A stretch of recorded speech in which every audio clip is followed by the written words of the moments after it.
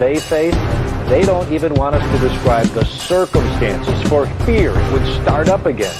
They both just questioned the politics of Bernie Sanders in a public setting, and their personal lives were exposed and attacked.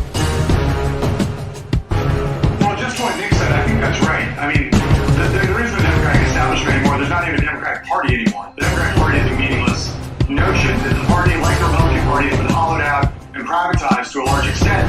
There are Democratic elites, and so when we're talking about the Democratic establishment, we're really talking about a number of, a bunch of people that Nick also knows well, which really means Democratic donors.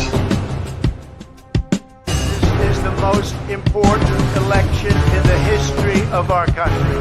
This election is the most important in the modern history of this country. The election in 2020, without hyperbole, is going to be the most important election this country has undergone in over 100 years. Not a joke. This November's elections are more important than any I can remember in my lifetime, and that includes when I was on the ballot. There are just 8 days left in what is the most important election of our lifetime. Where did you guys come to a conclusion about why Clinton had such a hard time just owning that she did something wrong with the email server? You know, I know that Russia and other forces would love us to have a debate. This is exactly what they want. They want us to have a debate about the internal structure of Hillary's campaign, what's true, what's not true. And I'm just not going to play that. I'm sorry. We came, we saw, we died.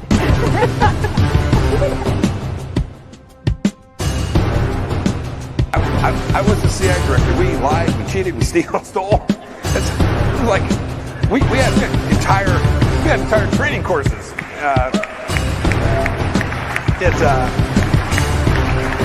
It reminds you of the glory of the American experiment. You know, people have said, if you look at, for example, the heat that ended up around the bend the knee, Colin Kaepernick. Mm-hmm. Many smart people have said it actually was not a thing. The Russian bots started taking out. Yes. But I saw my mom. My mom is the strongest woman I know. She should be running. It's not about.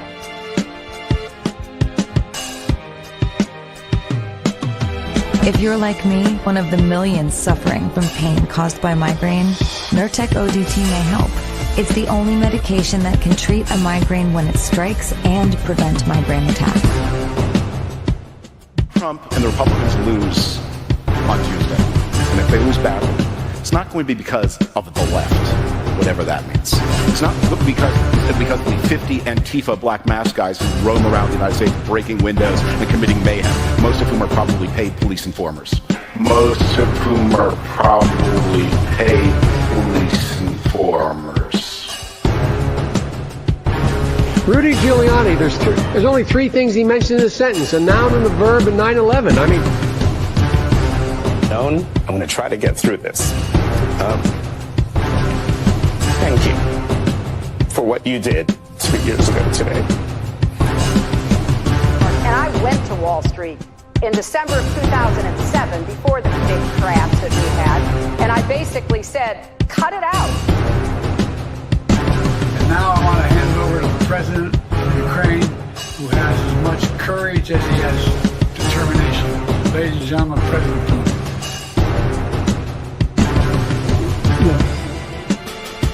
If we finally beat Medicare. Thank you, President Biden. This version of Biden, intellectually, analytically, is the best Biden ever. He is sharp, intensely probing, and detail-oriented and focused. They're eating the dogs, the people that came in. They're eating the cats. They're eating the pets of the people that live there. And this is what's happening in our country. I can't do it. We'll do it live. Okay. We'll do it live. Fuck it. Do it live. I'll write it and we'll do it live. thing sucks. In 5, 4, 3. Citizens of the internet, thank you for joining me on this beautiful Sunday morning, November 17th, year of our Lord, 2024. I only get to do this show once a week. Oh. And so, sometimes I feel like I'm a little bit behind the curve as far as the news items are, because it comes fast and furious in this day and age, right? And, I'm only on once a week, so I don't really get to provide my commentary as much as I would like, so to speak. And there's a bunch of stuff going on with, the Trump administration coming in. And then I was just this morning looking at TikTok, and there's videos of him at UFC and the John Jones, I think is the guy's name. I'm not a UFC guy, but he gave Trump the belt. And so there's all this kind of stuff happening. But I wanted to start with some real kind of what's the word I would use today? I guess nuance, maybe.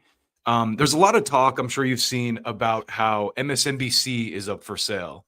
And, of course, this became a big story in the news cycles when Trump won the election, because MSNBC is garbage and has been garbage for a long time. So, when Trump won, everyone, I think this story kind of bubbled up a little bit more than it should. So just to give you a little bit of a taste of that, here's PBD talking about it recently. By Comcast. For some of you guys that are looking for a fire sale, MSNBC's parent Comcast is weighing to spin off declining cable networks, one of them being MSNBC. Look, by the way, Rob, can you go to MSNBC's YouTube channel? I want to show you guys something I saw last week. I'll read this while you just go to their YouTube channel. So Comcast president Mike Cavanaugh announced the company is considering a spinoff of its cable network, including MSNBC, CNBC, Bravo, E!, to create a new well-capitalized company for shareholders that could better navigate the charging media landscape. However, NBC and streaming service Peacock would remain with Comcast, of course, because it's profitable. Comcast media business saw a $1.9 billion revenue boost in the third quarter, primarily from the Paris Olympics, with Peacock adding 3 million subscribers, reaching 36 million. Despite these gains, Comcast lost 365,000 cable TV subscribers. Those are two different games, Comcast. You're doing a good job wanting to sell these. So, a lot of people took this story as a thing where, Trump won and it totally, MSNBC empire's in shambles. And they are. Don't get me wrong. They're bad. But I wanted to show you this little data point because this is something I covered a couple weeks ago. But this is the most recent Nielsen ratings, right? Look at this. This is from June 2024. And just look at this pie chart here and look at the current state of the entertainment industry at large, right? This is a world I come from. I used to work in digital advertising. I worked in Hollywood. I worked in, I was rather like 2020. I'm not trying to brag. I'm just trying to give you a little bit of a background as to where my career trajectory took me. But in like 2023, I worked for one of the first, digital influencer, not 2023, 2013 influencer agencies. I actually started there in 2011. But this is the kind of stuff we dealt with. And if you look at this chart here, you can see cable is 27%, broadcast is 20.5. You could combine those two percentages and round it up maybe. So you got 48% of the market, or the audience is on broadcast and cable. 40% is on streaming. So streaming alone is already almost tied with cable and broadcast combined.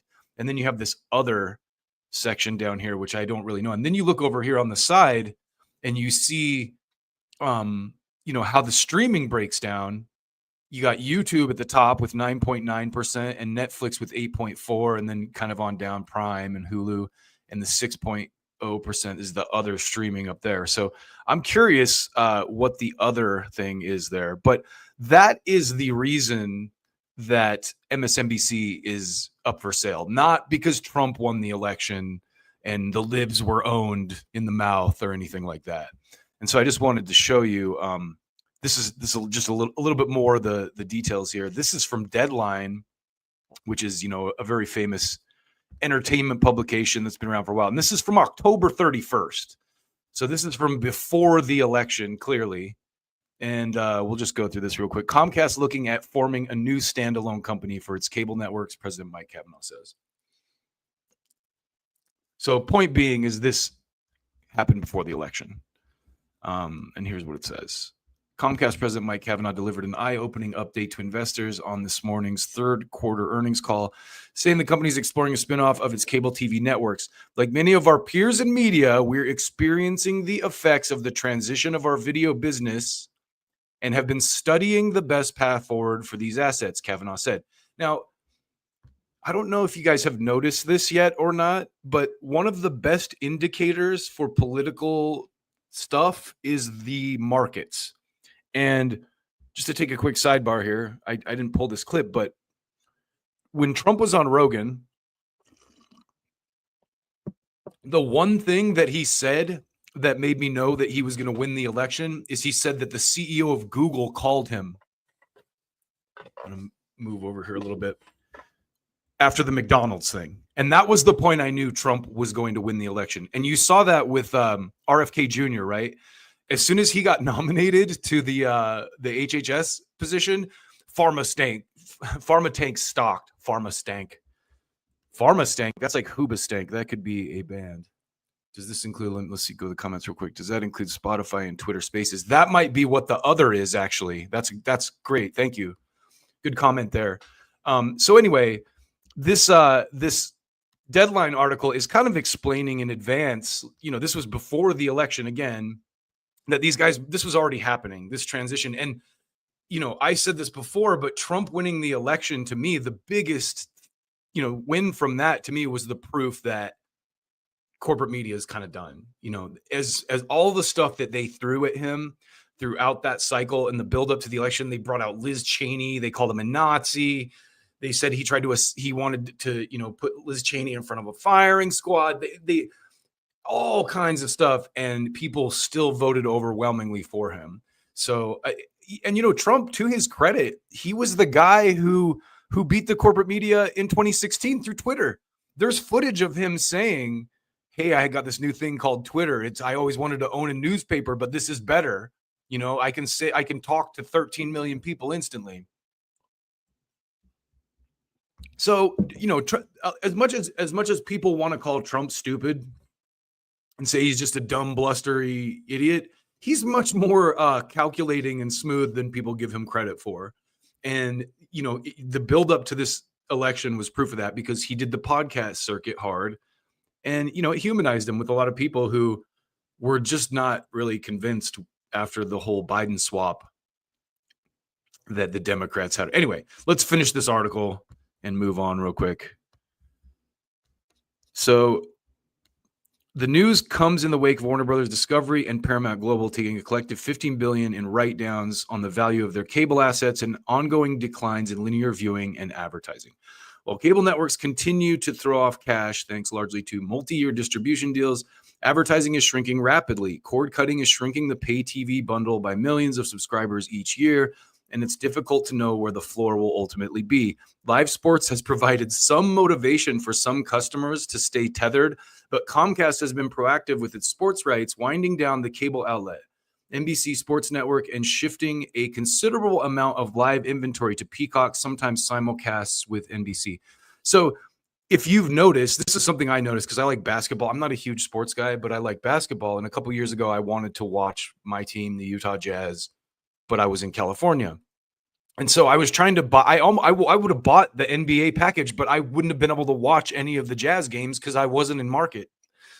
And the only way to watch all the sports, all the games that I wanted to watch would have been to buy a cable package or a DirecTV package. So that was kind of like the last chain that the cable networks had on people, is the sports stuff. And now it's just everything's on social media. It's so much easier to get highlights over the internet. So I think it's just that's the end of it. But anyway, I just wanted to give people some clarity on that, because I know I saw a lot of people saying that, oh, Trump owned the libs so hard, MSNBC has to be sold now. And, you know, I love that narrative because I hate MSNBC. So don't get me wrong. But, you know, we want to be accurate, as accurate as possible, right? Yeah, we here now. Stupid. So, moving along, there was a lot of debate during this election cycle about abortion rights. And it really annoyed me because, again, I like to be accurate, and there was a lot of inaccurate stuff going around about this. Trump has never been an anti-abortion guy, if you know who he is as a person. And I'm going to show you the evidence of that. But of course, when you're running for an office, right, you have to pander to certain people that you might not otherwise pander to. You have to get elected also. And because that has to do with other things. You got to get elected. So anyway, I want to show you this thing about abortion. There's a couple interesting little things I found in doing this research too that I think you will find astonishing. So earlier this year, the Supreme Court basically ruled that by mail abortion is legal. And if you look, this is so interesting. You'll love this. In my journalism here, I found this article, and the reason I found this article because I wanted to show a relative of mine who was saying that, oh, you know, it's still buying the Democrats' abortion hysteria marketing. That in this article it says, despite state level bans on abortion, you can order these pills legally. Abortion is now legal by mail nationwide, and the Supreme Court upheld this legality unanimously. Now, the reason that they did that, look at this photo. I don't know if you can see this, but see this sign right here? At the very bottom of it, there is a web URL, and that web URL is abortion on our own terms.org. So let's take a look at that. I took a look at this yesterday, and I want to show you this real quick and explain why abortion is now legal nationwide in every state. So this is the website on that. It's abortion on our own terms. So I'm like, who put this up? Look at this. Abortion help with self-managed abortion, power over our reproductive lives and futures in our hands. So I go down to the bottom here, and who is this? The media contact is berlinrosen.com. So you go to Berlin Rosen, and what is Berlin Rosen? It's a advertising agency. And again, I know this world very well because I used to work in it. So there's an advertising agency called Berlin Rosen running this website called abortiononourterms.com. So, you know, that got me thinking, you know, who are these people? And what I have to assume is, and because there's no public record of this, and I didn't go down the rabbit hole, but what I have to assume is that Berlin Rosen here is an ad agency that was hired by the drug company who makes the drug mifepristone, which is the abortion drug, which the Supreme Court just upheld unanimously. So check this out. This is very interesting stuff. And again, the reason I pulled this was to really just show my cousin who is hysterical about abortion rights, who will never need an abortion anyway. But that, you know, that's how the Democrats marketed Kamala Harris to her. So this is from the 13th of June, 2024, from the BBC. And it says, U.S. Supreme Court has unanimously rejected an effort to restrict access to the abortion pill mifepristone. Now, going back to that agency I was just showing you, that agency, I guarantee you, was hired by the maker of these drugs.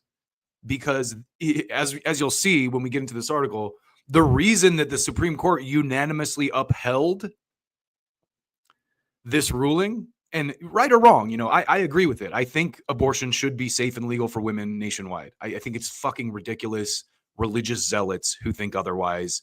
And it's none of your fucking business. Just like forcing you to take a vaccine is not anyone's fucking business. My body, my choice. That applies to everything across the board if you're consistent. No one gets an abortion that, if people are, first of all, if a woman's using abortion as birth control, she probably shouldn't have kids, right?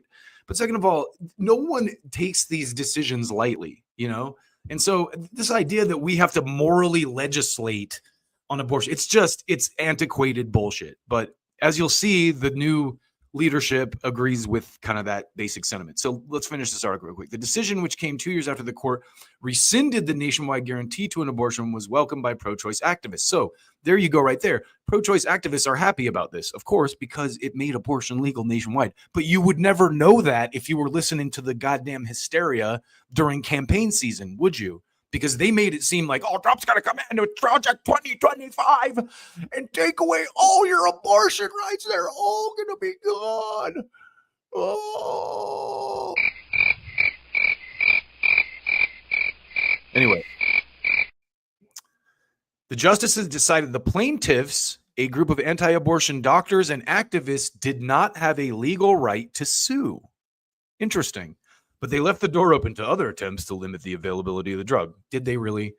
Okay, mifepristone. Let me switch you up to this next slide here. Mifepristone is one of 2 drugs used in medication abortion, now the most common method of terminating pregnancies in the U.S. That is clutch.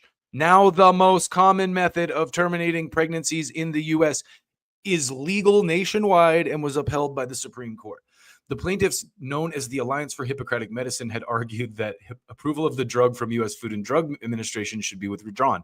That is what's called astroturfing, Alliance for Hippocratic Medicine. It's a fake grassroots organization that a bunch of donors, I'm sure, put together. But during arguments on the case in March, several of the court's 9 justices sounded skeptical that any of the plaintiffs had suffered harm from the availability of mifepristone, which is necessary to have the legal standing to sue. The plaintiffs have sincere legal, moral, and ideological objections to elective abortion and to FDA's relaxed regulation, wrote Justice Brett Kavanaugh for the court, but they failed to demonstrate any actual injury. A plaintiff's desire to make a drug less available for others does not establish standing to sue, he also wrote. So again, these guys are ruling in favor of the drug company that sells the drug. And this slide has the underlined part because this is what I was trying to explain to my hysterical Democrat relatives who have been brainwashed with marketing that Trump is coming to take abortion. And then, I can't remember the comedian who said it, but like the people that are bitching the most about abortion rights would never need an abortion. They're like all like postmenopausal or people that just aren't sexually active. So it's interesting. It's an interesting dynamic there. But the top court overturned Roe v. Wade, effectively rescinding federal right to abortion in June 2022. Since then, 21 states have moved to restrict abortion earlier in pregnancy than the standard it had set.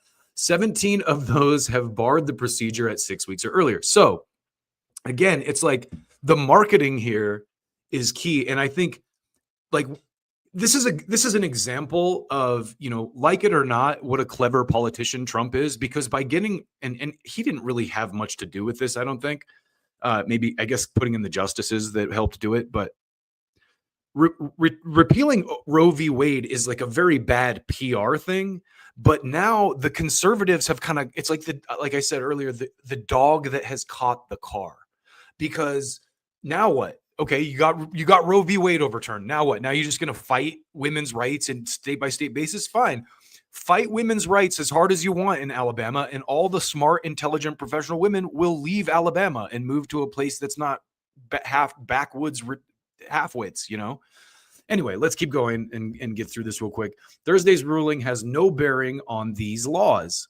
So Thursday's ruling has no bearing on any of the state-level abortion fights that are going on post-Roe is basically what that says. Medication abortion remains illegal in states that prohibit abortion, but abortion pills have acted as an effective workaround to the bans, with thousands of pills flowing into restrictive states through the mail. That is the clincher right there. Those state regulations don't matter. This is a federal level, Supreme Court stamped vindication. And you know, it's because there's a big pharma lobby behind it. It's that simple. All you got to do is rally the money to get behind something in a case like this. And I just showed you their website. They built, I guarantee you, Berlin Rosen is the ad agency that this pharma company hired to abortion access now. You know, they made this clever political campaign, you know, whatever. I'm pro-choice. I do not think abortion access should be restrictive at any level. I think it's between a woman and her doctor, and maybe the father if, you know, there's a close relationship there. But that's up for debate too, because he doesn't have to carry the goddamn baby for 9 months and then raise it if he disappears, you know? So there's a lot of nuance that goes into this. And I think a lot of the people that are very anti-abortion have this very fairy tale worldview where, like, oh, we gotta save the babies. Oh, the cute little babies, we gotta save them. But then when it comes to, like, you know, a wrongfully convicted criminal who was framed, oh, it's fine, I support the death penalty, he can be executed. You know, there's no thread in logic there. It's just, it doesn't make any sense. Anyway, pro-choice activists were encouraged that the access to abortion pills had been preserved, but warned the Supreme Court's decision was a qualified victory. Yeah, because it's election season and we need to be able to keep running on this, is basically what they're saying. At least 3 states, Missouri, Kansas, and Idaho, have also opposed the FDA's approval of the drug in court. The Supreme Court's decision on Thursday does not rule out these future challenges. But what are they going to do? What is the grounds that they're going to mount a challenge to this on? They don't have any grounds at this point. The Supreme Court ruled unanimously in favor of capitalism here. And the capitalism is the right for that company to sell those pills in any goddamn state they want by mail. And they won. This ruling is not a win for abortion. It just maintains the status quo, said Nancy Northup, president of the Pro-Choice Center for Reproductive Rights, in a statement. The attacks on abortion pills will not stop here. The anti-abortion movement sees how critical abortion pills are in this post-Roe world. Yes, they do, and they just lost their challenge to them at the federal level by a unanimous decision. Anyway, in a statement, President Joe Biden echoed those comments. Yeah, because it's election season and Democrats need to run on this. God, I hate these people. I fucking hate these people so much. They're so disingenuous. The Obama era basically made the Democrats into this marketing machine where they pretend, they virtue signal and pretend to care about shit like this and then do absolutely nothing about it. Anyway, forgive me. My coffee's starting to hit my bloodstream and my blood pressure's up. In a statement, President Joe Biden echoed those comments, saying the ruling does not change the fact that the fight for reproductive freedom continues. I mean, listen, on a case-by-case basis, fine. You should challenge any of these dumb fucks that think that abortion shouldn't be safe and legal for women everywhere in the United States. What goddamn year is it? Anyway, the stakes could not be higher for women across America, he said. And then he promptly fell asleep and began to drool. Anyway, go to the comments real quick. Willie says they believe post-birth. Yeah, exactly. But still, Willie, it's like, man, this disingenuous shit is what pisses me off the most, because they know that they're not, you know, unless you go into the weeds like I'm doing right here and read an article like this and kind of pick up the nuance on your own, you would never hear this on MSNBC, this take that I'm giving, you know, or CNN, because they're partisan hacks, you know, and anyway, they've been kind of getting their just desserts in recent days, more so than ever. So I'm optimistic, but let's finish this article. In recent months, Donald Trump, the presumptive Republican presidential nominee, has called for compromise from his party members, suggesting strict bans were politically costly. Sorry, I didn't change the slide for you. I just started reading it before I changed it. So yeah, so there you go. BBC actually being honest here and telling you that the Republicans, this is not an issue they're going to push. They wanted to win.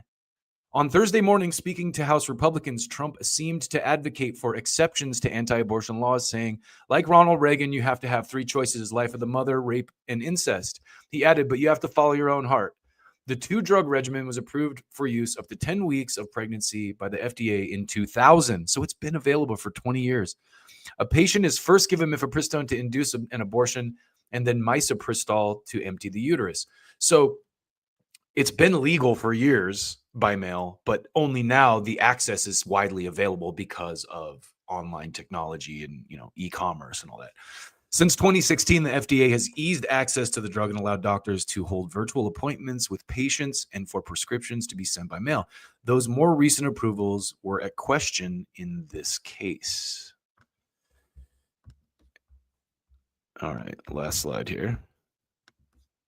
Nearly 2/3 of all abortions in the U.S. are now medication abortion. So this is a huge market for this company. Nearly 2/3 of all abortions in the U.S. are done with this pill.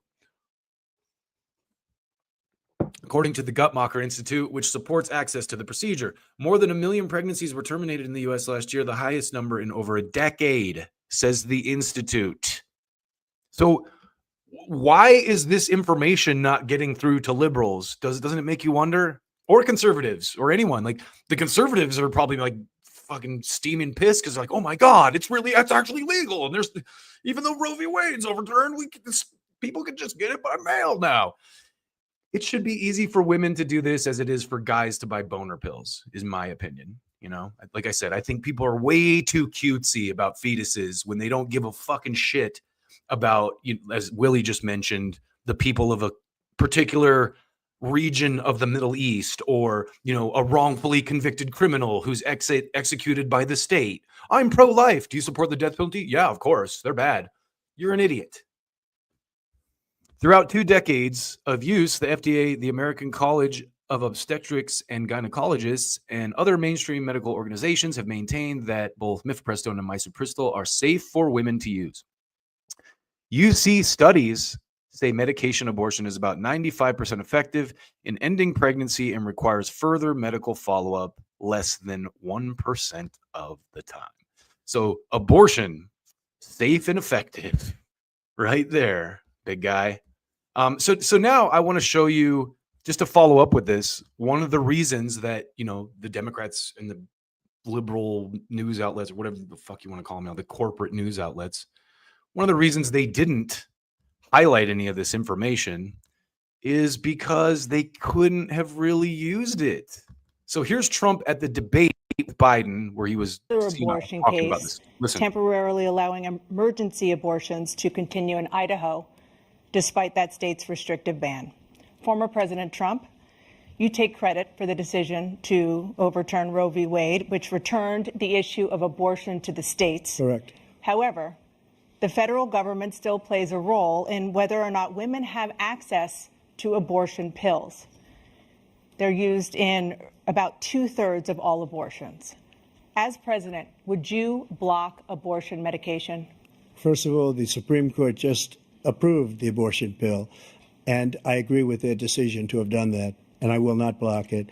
And if you look at this whole question that you're asking, complex, but not really complex. 51 years ago, you had Roe v. Wade, and everybody wanted to get it back to the states. Everybody, without exception. Democrats, Republicans, liberals, conservatives, everybody wanted it back. Religious leaders. And what I did is I put 3 great Supreme Court justices on the court, and they happened to vote in favor of killing Roe v. Wade and moving it back to the states. This is something that everybody wanted.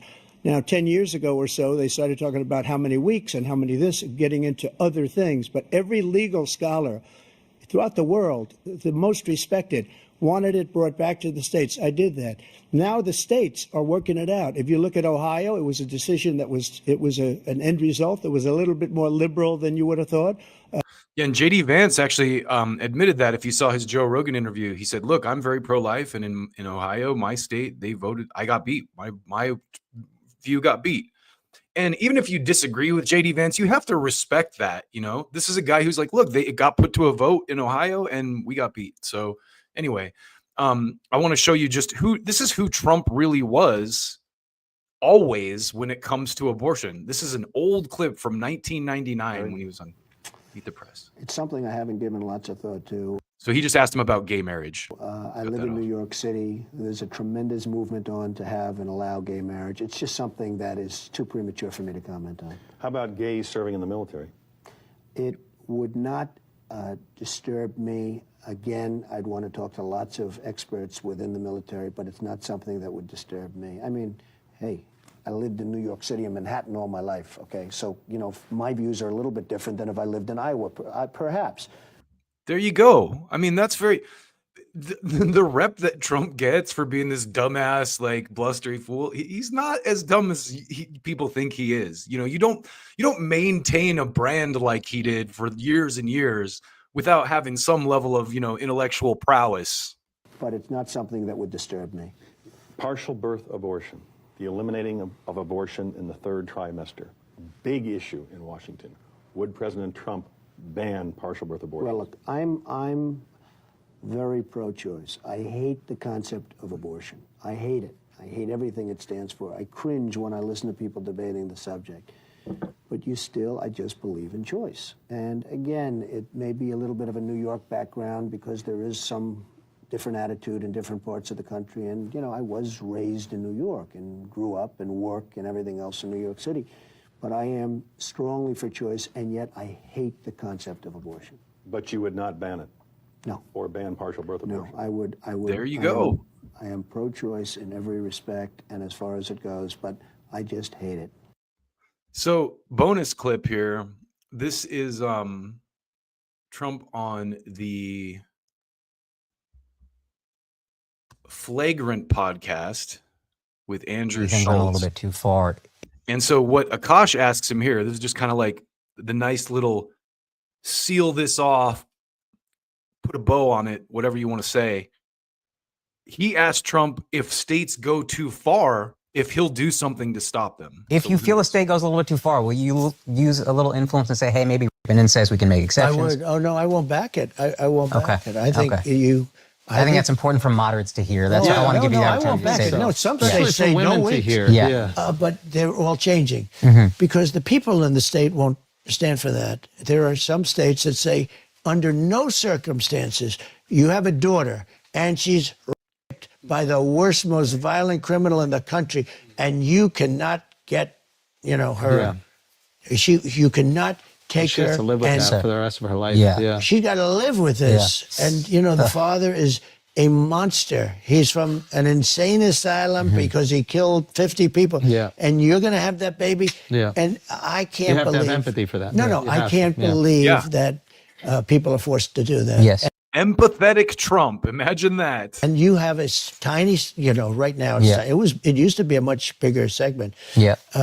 No, I think I've done a good job in a lot of ways because I've convinced people that you just can't do that. No, that's important. I've done the greatest job in the history of our country on this issue. It's always been complex. It's always been tough. But we've come a long way with that issue. But just in a nutshell, bringing it back to the states and giving a vote of the people is where they wanted it 30 years ago, 20 years ago, 10 years ago. And then they got a little complex. They talked about the length and the number of but weeks. with protections, with protections for women. And to me, you have to. Ronald Reagan, a long time ago, was with the same three protections. He said he wanted, for rape, incest, and the life of the mother, and that was a long time ago. Okay, you have a very busy day. So there you go.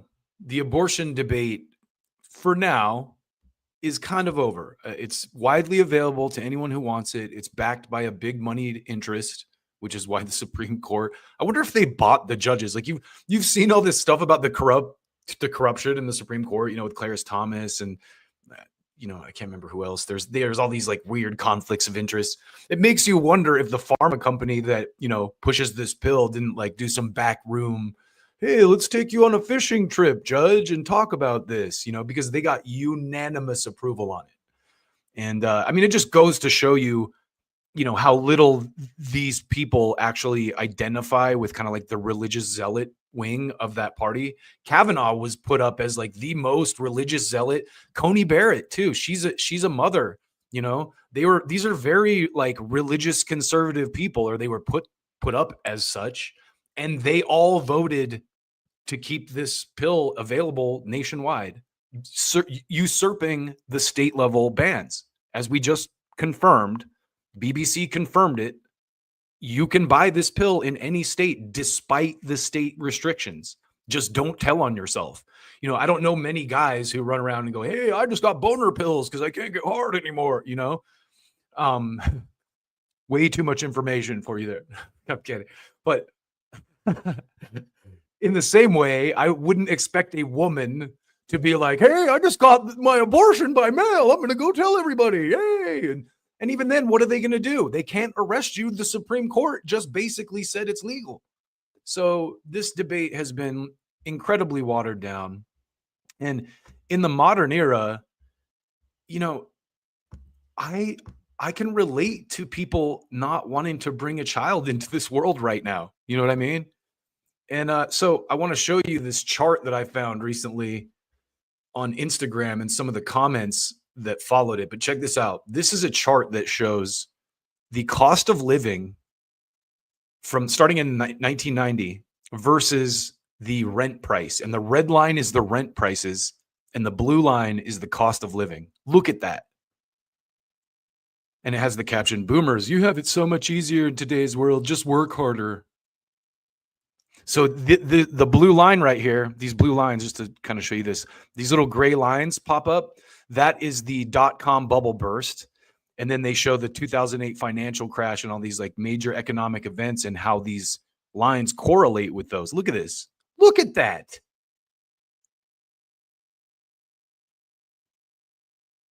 That is insane.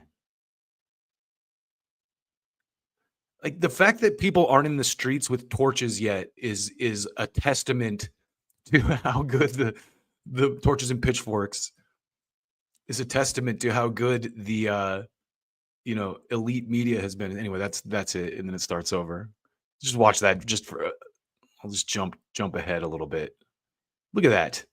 Red line again is rent prices, and the blue line is household income, median household income.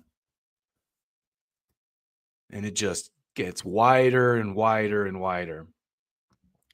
So check this out. This is some of the comments under this makes me think the kids are all right. You know, this is what this guy says. It's true that young people don't work hard anymore, but that's because there's no incentive, LOL. In the 50s, working hard meant in a few years, you had a house, a car, and a regular holidays. These days, hard work means you might afford 2 cocktails instead of 1 off your 4 PTO per year. On your 4 PTO, yeah, your 4 PTO days. Yeah, that's a valid, very valid argument, you know? So here's another one. FYL, this isn't capitalism. This is the fault of corporatism. The fact that corporations get to write the rules and regulations and are in bed with the government. That is such a great point because I covered this a while back, but when Jon Stewart was on, I think it was Tom Segura's podcast, he talked about doing this legislative thing with the 9/11 families. That's been a big cause of his. And when he went down there, it might have been like firefighters. I don't remember exactly what it was. It might have been something more recent, but he was saying how the Congress people kind of pulled him aside and said, hey, can you do us a favor? Can you write the bill? And it just goes to show that, lobbyists write the bills. And this last one, it's my fault for not investing in real estate when I was 6. I thought that was good. Moving along, I want to talk about Matt Gaetz because Matt Gaetz is a guy who I have been a big fan of for a long time. And now he has been nominated as Trump's attorney general. And if you look at my video history, I was going to show some of these, but I decided to be a little self-flagellating to be showing a bunch of my own videos. But I did a video, probably the most recent one I did specifically on Matt Gaetz was called Lobbyist Knives Out for Matt Gaetz. And it was all about how during I don't know if you remember this, it was less than a year ago in January, Gaetz and the Freedom Caucus, a few that like Marjorie Taylor Greene and Boebert and some of the, more newly elected insurgents in Congress took out the speaker. And when that happened, a bunch of lobbyists came after them.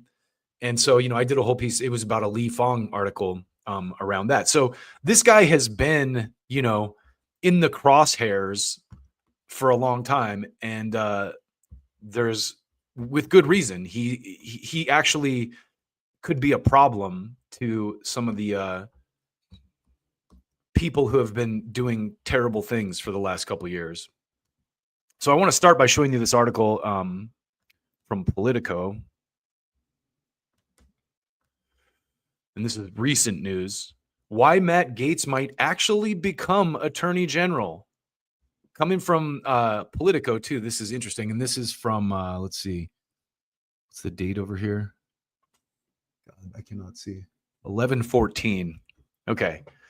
So Trump's pick for Attorney General faces deep skepticism in Washington that hasn't stopped him yet. So let's read some. Let's blaze through this real quick.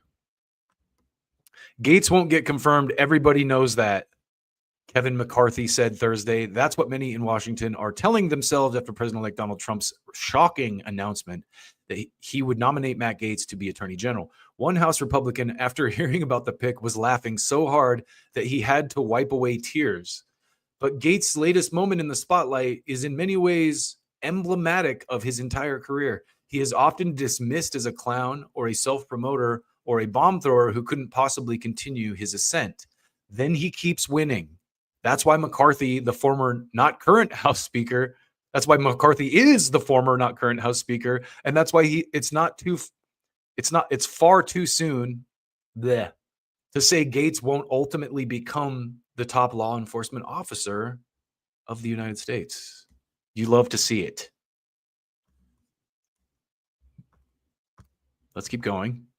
Gaetz has often been underestimated. He had a relatively cushy upbringing in his path to politics, and his path to politics was smoothed by his father, Don Gaetz, known among Florida politics watchers as Papa Gaetz. The former president of Florida's state Senate? Oh, wow. Former president of Florida State Senate made a small fortune in the healthcare industry. The Gaetz family owns the house in Florida where the Truman Show was shot and went on vacation there when Matt was young. Perhaps that is where he learned all about what it means to be perceived on television by a lot of people who don't know you. Gaetz was elected to the Florida House of Representatives at the age of 27 and the House when he was 34. He could have lived happily as a political scion and backbencher in Congress, getting comfy in a safe Republican seat for the rest of his life.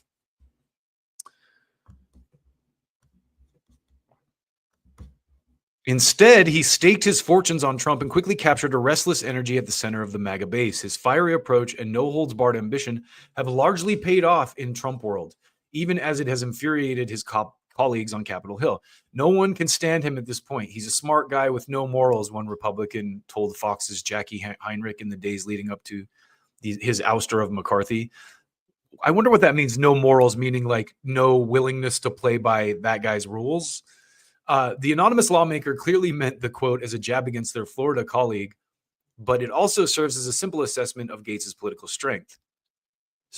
He doesn't mind ire sent his direction and in fact courts it when he thinks it can be helpful to him. He has few scruples about shivving other members of his party to get ahead, and he's a capable operator. So when they talk about shivving other members of his party, he does that out of principle, it seems like. It's not like he's just doing it for the sake of doing it. He's doing it because they suck. In his statement nominating Gaetz, Trump called him a tenacious attorney. He briefly practiced at a Northwestern Florida law firm and also briefly had his license suspended for unpaid fees, who will root out the systemic corporation at DOJ and return the department to its true mission of fighting crime and upholding our democracy and constitution.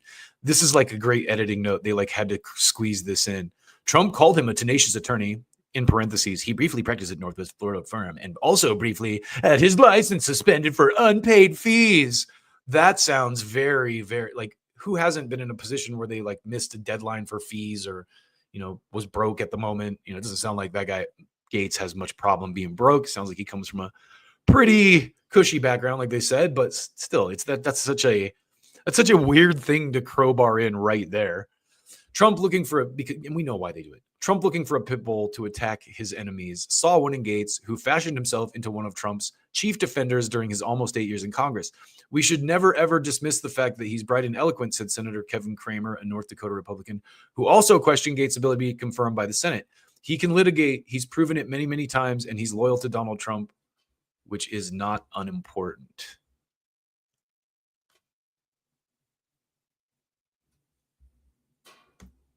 Moving on. At the same time, he's been subject of multiple ethics inquiries and a federal investigation into potential sex trafficking. We're going to get into this in just a minute, but this is what, in the Trump era, it's interesting to see the pattern. When you see the pattern with this, a lot of times it seems like they make these trumped up, pun intended, charges against people that are kind of, getting close to the center, I guess, just so they can go on TV and say, oh, well, he was accused of this. Like, he wasn't convicted. An accusation, an indictment is not a conviction. It's an accusation. So they use this tactic so that they can talk in the language of, oh, this guy's a criminal. He appears to have abruptly resigned from Congress to quash the release of a damaging report from the House Ethics Committee related to allegations that he illegally used drugs, accepted improper gifts, and engaged in sexual misconduct. Again, accusations, not convictions. Some Senate Republicans seem uneasy with the nomination, and not just the likes of Susan Collins. GOP Senator John Cornyn of Texas Thursday said he absolutely wants to see the ethics report. Plenty of Gaetz's colleagues find it impossible to believe he'll be confirmed, but they also found it impossible to believe he'd get this far in the first place. Don't underestimate people in this world. Gaetz and Trump may be banking on the notion that Senate Republicans need to show loyalty to Trump will override any lingering concerns with Gaetz' fitness for the job. It may be the right bet. Last year, Senator Mark Wayne Mullen called Gaetz a liar who would brag about how he would crush ED medicine and chase it with an energy drink so he could go all night. Are you fucking kidding me? Who cares? Who fucking cares? Again, it's like, okay, women should be able to have their abortions, and Matt Gaetz should be able to take a fucking ED pill with a Red Bull so he can, bang his chick all night. Like, who gives a goddamn shit about this stuff? They're all guilty of it. And who is living off daddy's money? Yeah. Don't even get me started on that, Dan Goldman. But when Politico magazine spoke to Oklahoma Republican in the corridors of the Capitol Thursday, Mullins sounded quite a bit more conciliatory. I can personally object to someone, but I could still work with them if I think they're qualified to do the job, he said, adding that he had to Google to see if Gaetz was even an attorney. The biggest qualification is, does the president think he can do the job? And the president believes he can do the job. And so with that, I'm going to show you some of Matt Gaetz's greatest hits here. And there are a lot of them. So here's where we'll start. This is Gaetz grilling Merrick Garland. For us right now, will the Department of Justice provide to the committee all documents, all correspondence between the department and Alvin Bragg's office and Fonnie Willis's office and Letitia James's office? The offices you're referring to are independent offices of state. I get that. I get that. The question is whether or not you will provide all of your documents and correspondence. That's the question. I don't need a history lesson. Well, I'm going to say again, we do not control those offices. They make their own decisions. The question is whether you communicate with them, not whether you control them. Do you communicate with them, and will you provide those communications? So quick sidebar here. I don't know if you remember this or not, but Merrick Garland was nominated to the Supreme Court by Obama, and the Republicans blocked him. And like a pussy, Obama didn't do a recess appointment and tell Mitch McConnell to fuck off. But now Merrick Garland is Biden's AG.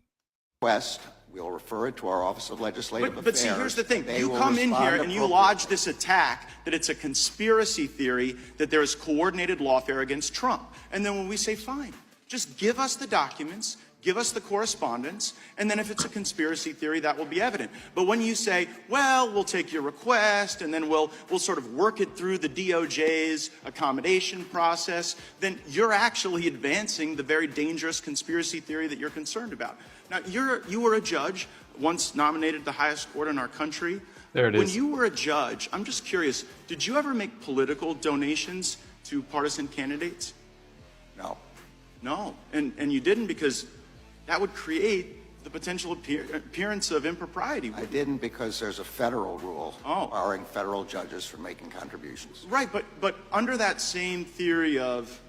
So I want to pause right here. Just to I've talked about this before, but just in case you don't know what he's talking about here, the judge who convicted Trump in New York has a daughter who runs a goddamn political marketing firm that serves exclusively Democrats. So check this out. I'm just going to quick sidebar here just to show you what I'm talking about. And, you know, don't kill the messenger. It's the New York Post. But Dem clients of daughter of NY judge in Trump hush money trial raised $93 million off the case. Two major Democratic. So this is his daughter. Team Trump can repeatedly call for Judge Marchand to recuse himself because of a conflict of interest, which is very apparent here, authentic campaigns, and thus the judge's daughter is actively making money from this sham attack against President Trump, rendering Judge Marchand conflicted. But Trump spokesperson Stephen Chung told the Post, adding that evidence is even clearer now than it was in August when Marchand rejected Trump's recusal motion. So, I mean, the stuff that Gaetz is grilling Garland here about is incredibly relevant. On the judicial process, like, shouldn't someone be owed like a jury of their peers and a judge that's non-biased rather than getting a judge from your political opponent's donor file? I'm well aware that you're not asking a hypothetical. You're asking me to comment on a jury verdict in another jurisdiction which has to be respected. I won't comment on it. That case is still ongoing. The defendant Mr. Attorney General, I hadn't asked you about the verdict yet. We were getting there. I was talking about the judge. And so let me ask you this question about your time as a judge.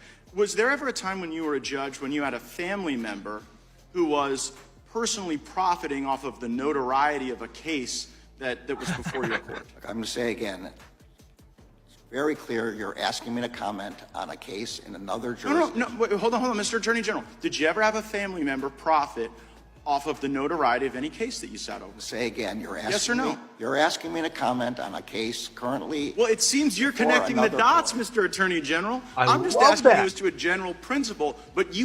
It seems you're connecting. That's not the question he's asking him. He's asking him a broad hypothetical question about the nature of that judge's daughter, right? And this guy walks right into it. You are aware that Judge Marchand's daughter was profiting off of this prosecution. You are aware that that creates the appearance of impropriety. You know the very reason there's a federal rule against judges giving donations is because it is the very attack on the judicial process that we're concerned. And I mean, just imagine if the roles were reversed, right? Which they're probably going to be soon. And, you know, it's like Biden on trial with a judge that is like Trump's buddy from a real estate world or something. You know, no one would be okay with that. You shouldn't be okay with it regardless of what the partisan angle is. I'm sorry, I don't agree with anything you just said, but I'm not going to comment on it. Okay, so you won't comment on it, Mr. Attorney General, but you had no problem dispatching Matthew Colangelo. Who's Matthew Colangelo? That is false. I did not dispatch Matthew Colangelo. Matthew That's Colangelo. false. Matthew False. Colangelo became the Assistant Attorney Listen to General this. at the very beginning of the Biden administration. Without having been Senate confirmed, goes and gets this senior role at the DOJ, and then after, I believe it's Gupta replaces Colangelo, Colangelo makes this remarkable downstream career journey from the U.S. Department of Justice in Washington, D.C., and then pops up in Alvin Bragg's office to go get Trump. And you're saying that's just a career. That is crazy. I did not know about that. Your choice that was made that has nothing to do with the lawfare coordinated I'm by saying it's false. I did not dispatch Mr. Colangelo anywhere. Well, do you know how he ended up there? I assume he he applied for a job there and got the job. But see, you know what? I can tell you I had nothing to do with it. Well, you might not have had anything to do with it, but we've got this contemporaneous evidence in Mr. Pomerantz's book. So Pomerantz writes this book, which I'm sure you're aware of, where he says, we put together the legal eagles to get Trump. The legal eagles to get Trump. It's just a conspiracy theory. We got all these folks together and we assembled them for that purpose. And so when we on the Judiciary Committee think about attacks on the judicial process, our concern is that the facts and the law aren't being followed. A target is acquired, here Trump, and then you assemble the legal talent from DOJ, Mr. Pomerantz, and you bring everybody in to get him. And meanwhile, the judge is making money on it. The judge is making money on it, or the judge's family's making money on it for stuff that you yourself wouldn't do. You know, no one's going to buy this. No one's going to believe it. It's going to create great disruption. And I am saddened by it because, like you, I have given my life to the law. I care deeply about the law. And I think that the lawfare we've seen against President Trump will do great damage well beyond our time in public service. I see my time's expired. Stupid ass boy. Hey, look. So just to keep going down this rabbit hole, here is Gaetz grilling Chris Wray, the FBI director. We might not watch all of this, but so I want to zoom out a little bit. How often do you brief President Biden?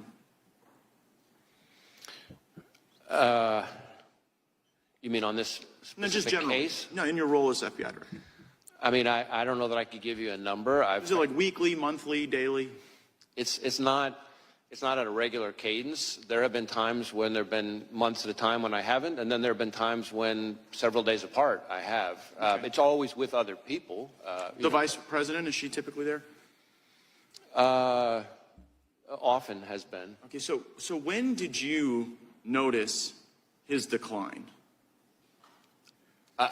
In my interactions, in my role, all my interactions with the current president have been completely professional.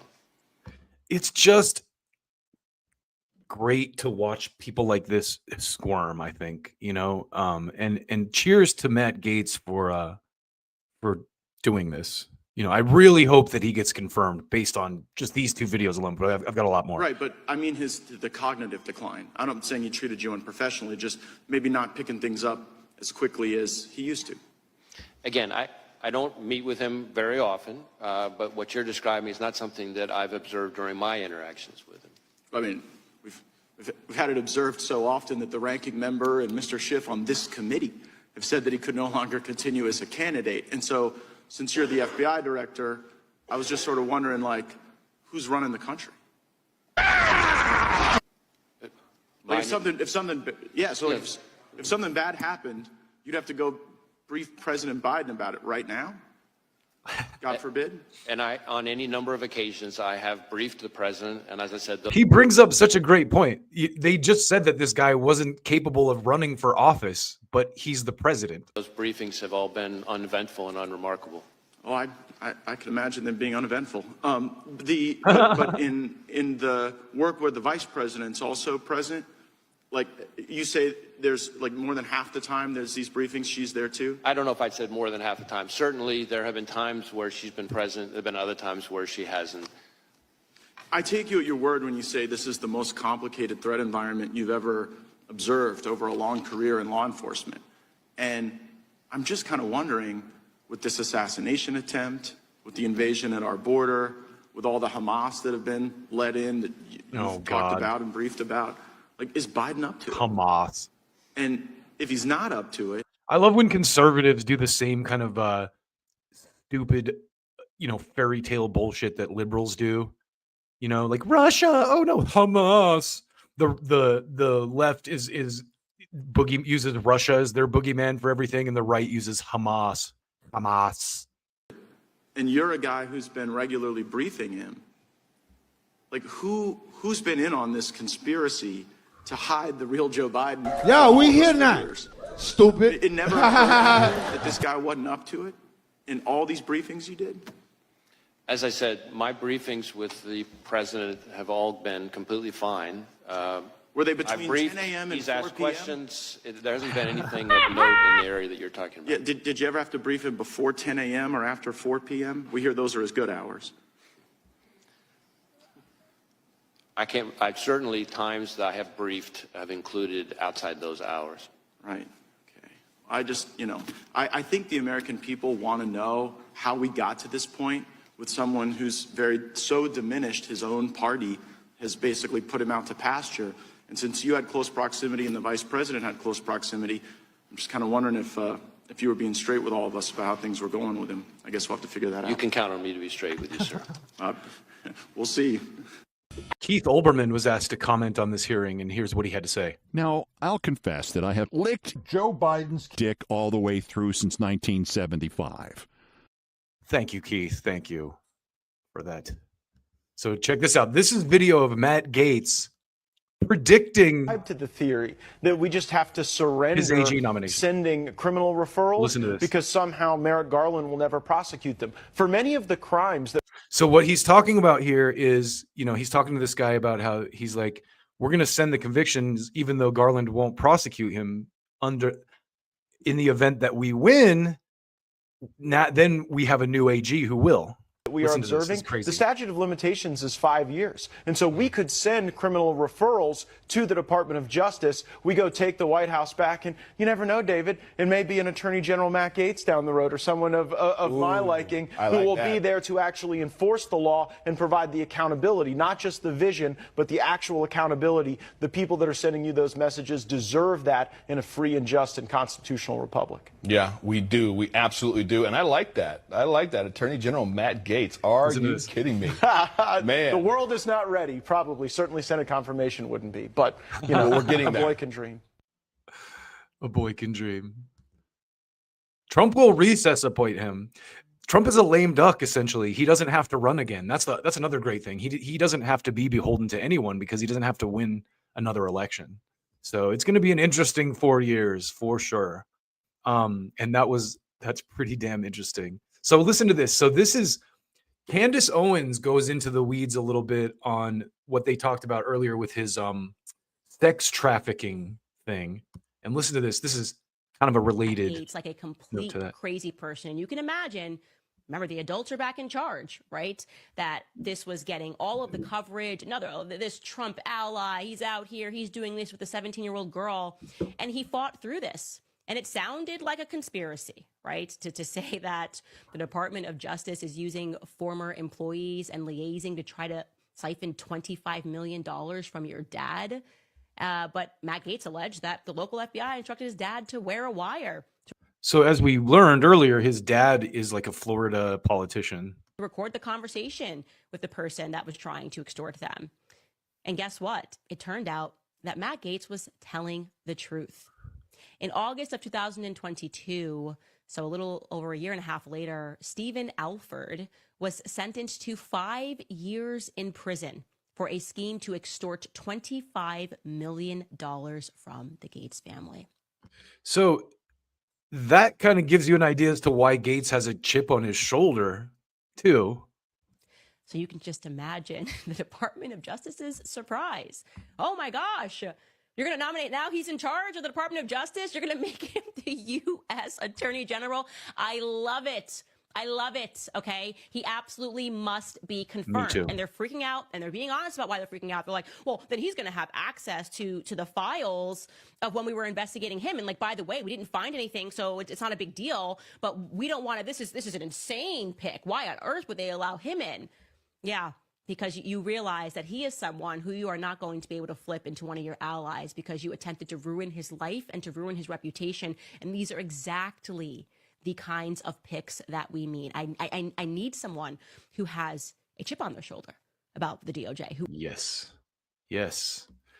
Very well said, Candace. So let's go back a couple years ago when Gaetz was talking about the lobbyists who run DC. This is just kind of a cute little side speech he gave.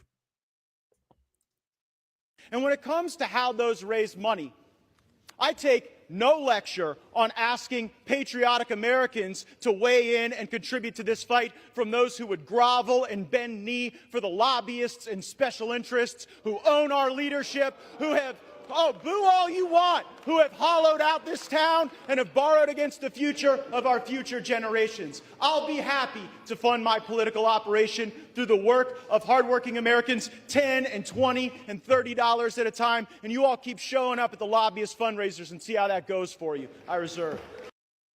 Now, you have to ask yourself, there's people are like, oh, it's all an act, he's just doing this.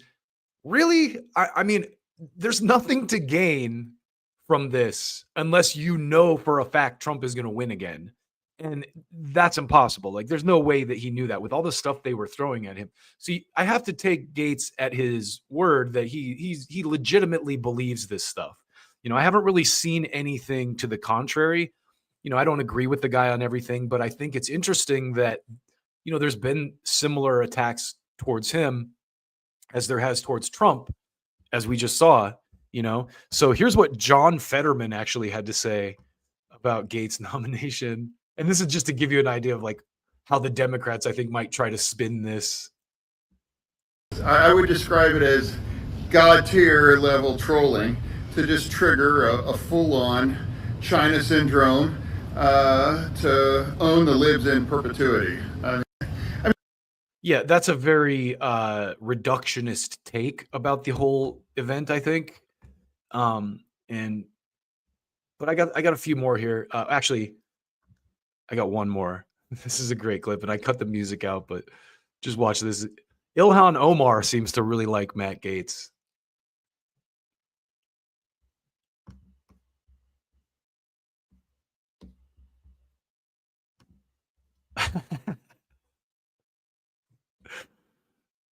So bipartisan approval on the Gaetz nomination there. I'm being sarcastic, of course.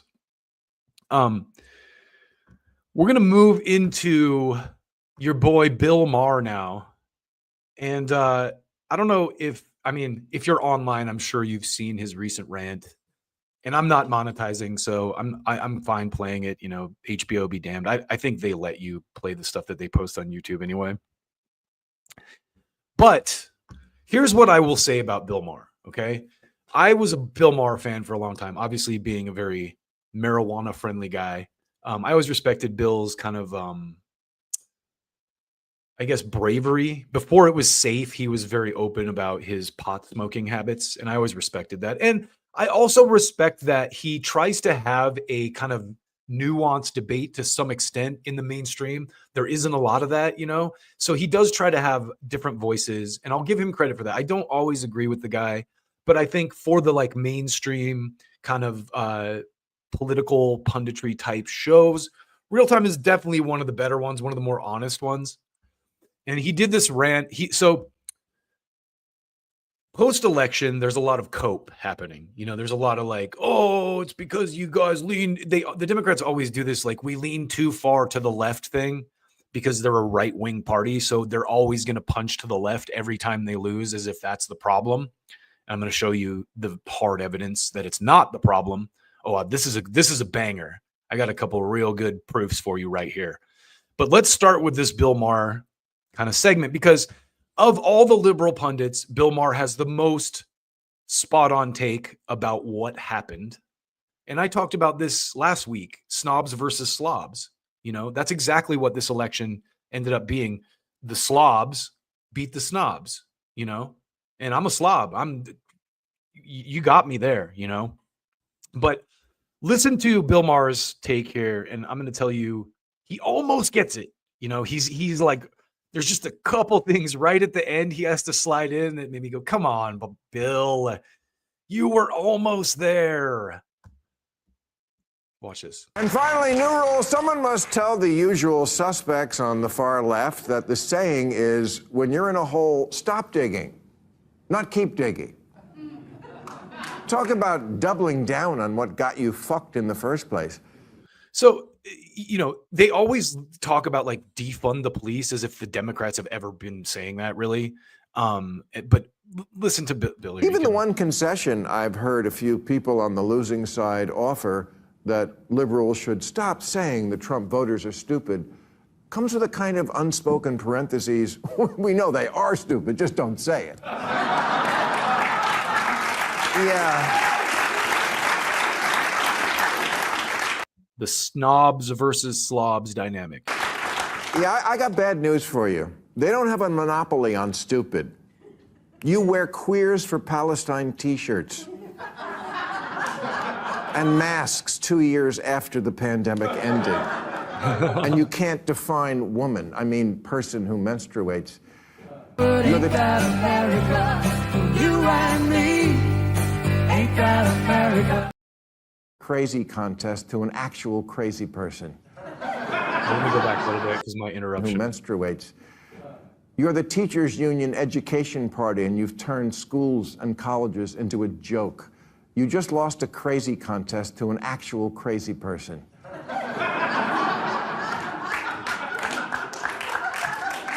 And that's like, again, I think that media framing of Trump is one of the key reasons that the Democrats lost, because he did that podcast tour and you could clearly see all these, like, he's a misogynist who hates women. He's totally crazy and insane because he said cats are being eaten in Ohio. You know, once you actually see the guy sit down with Joe Rogan for 3 hours, you're kind of like, okay, yeah, he's not, he definitely rambles a bit, but he's not the insane thing that the media has made him out to be.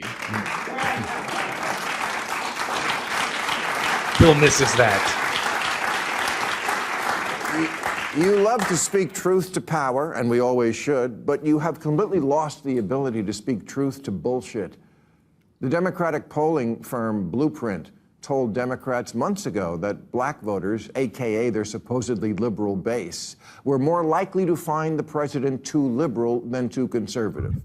They also— So one of the things I love about this is these data points, and I think this is a pretty solid breakdown for this reason, because watch these data found that points. voters didn't just want Harris to distance herself from Biden. They wanted her to distance herself from what they believe the entire Democratic Party has become, a Portlandia sketch. So again, this is where these fuckers get it wrong.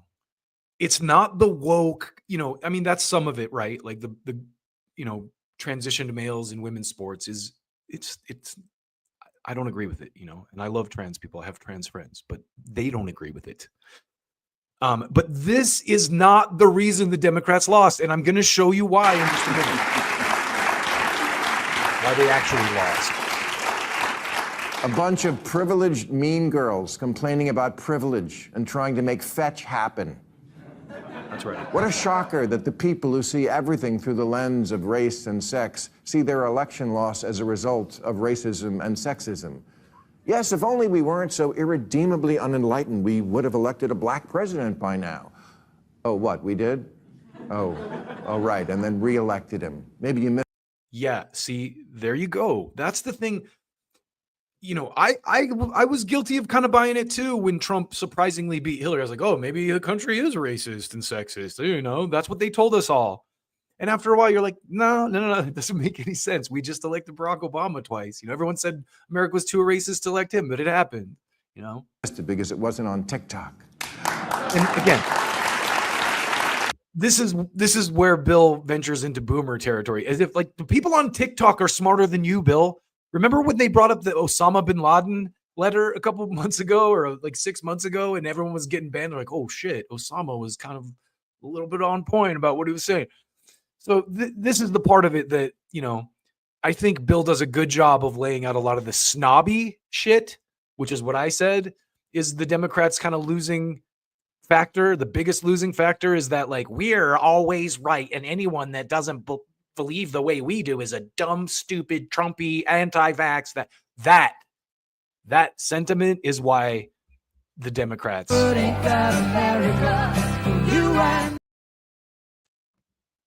Anyway, let's let Bill finish it. And sexism, Hillary got 3 million more votes than Trump, which in a normal country would be called a victory.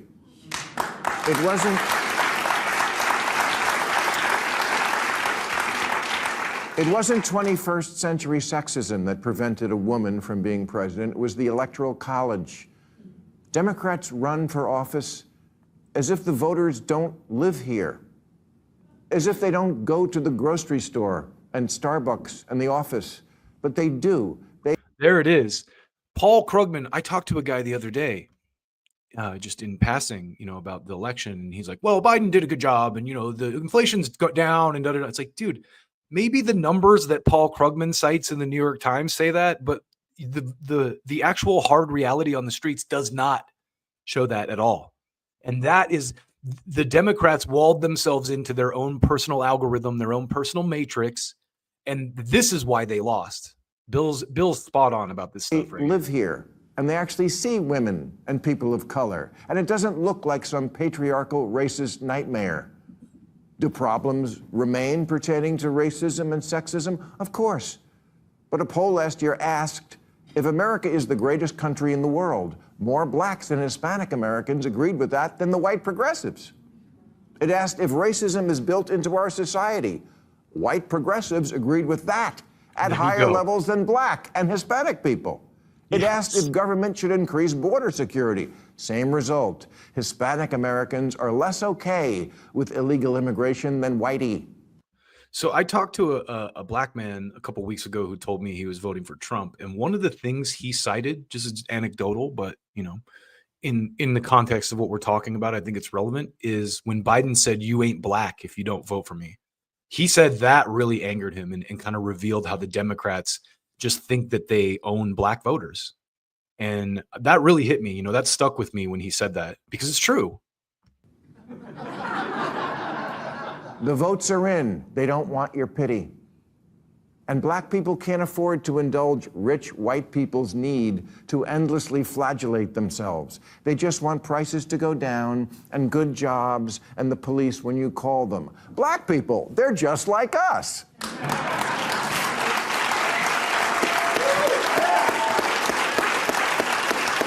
And this is why I give Bill Maher credit, because these are the types of truths that the people in that liberal matrix need to, Bill's penetrating that liberal matrix a little bit with this.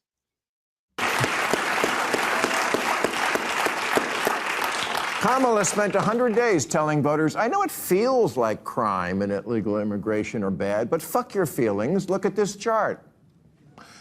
Yes, there's a lot to not like already about the new regime, but maybe take 1 week to ask what you did wrong.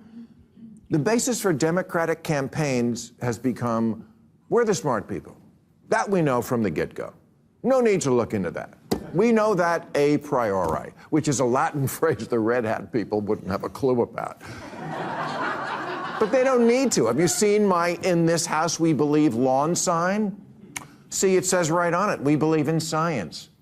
Right, which is why you demanded no one even debate whether COVID could have escaped from the one lab in the one city where they were studying it. How far-fetched. But ain't that America for you and me? Ain't that America?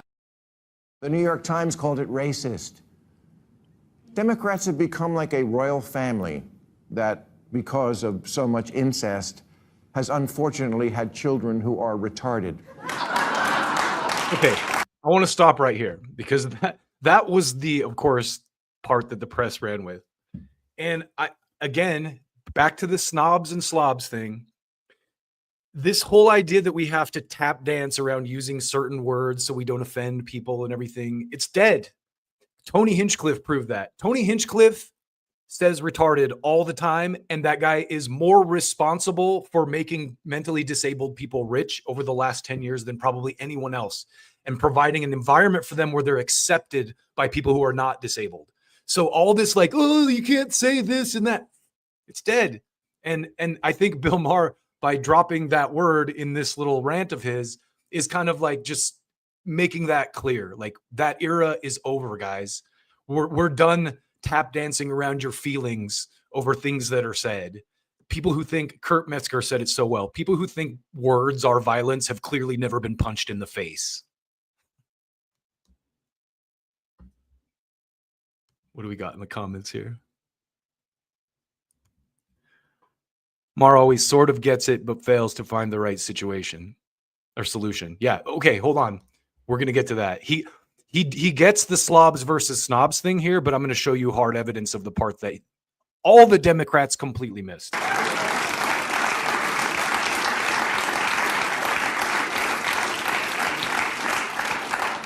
And the same thing can happen to ideas if they are also conceived in an atmosphere of intellectual incest. Maybe take the clothespin off the matrix I was talking and about. actually converse with the other half of the country. Stop screaming at people to get with the program and instead make a program worth getting with. Well said.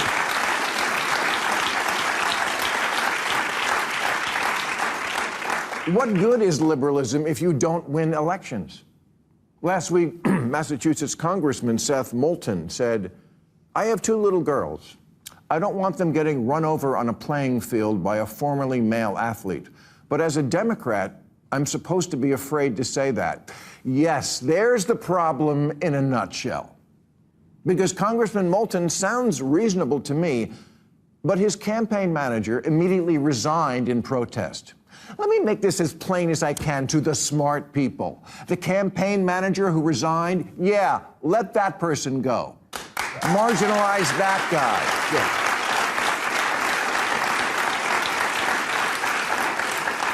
Try making too woke be a cancelable offense. And again, the Democrats are going to focus too much on this social issue shit, which I think is kind of a non-starter for most people. I think the electorate just proved they just want to be left alone. It's important for America to have a center-left party and for that party to be competitive. And a good first step toward that goal. A center-left party. Okay, again, 2 right-wing parties is what, this is where he kind of goes off the rails. He got the slobs versus snobs thing. He got the like, we're better than you, and so you don't deserve a voice. That's how the Democrats have been the last 4 years.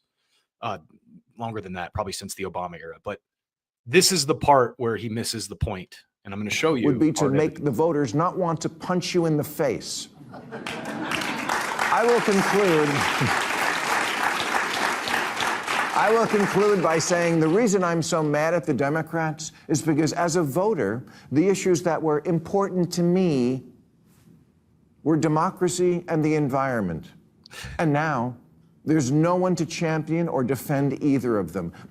Okay, that is ridiculous. But again, because you, with your aggressively anti-common sense agenda and shitty exclusionary attitude, blew it. You lost everything. House, Senate, White House, Supreme Court, and left us completely unprotected and ready to be violated. Happy Thanksgiving, everybody! Where do I start there? Okay.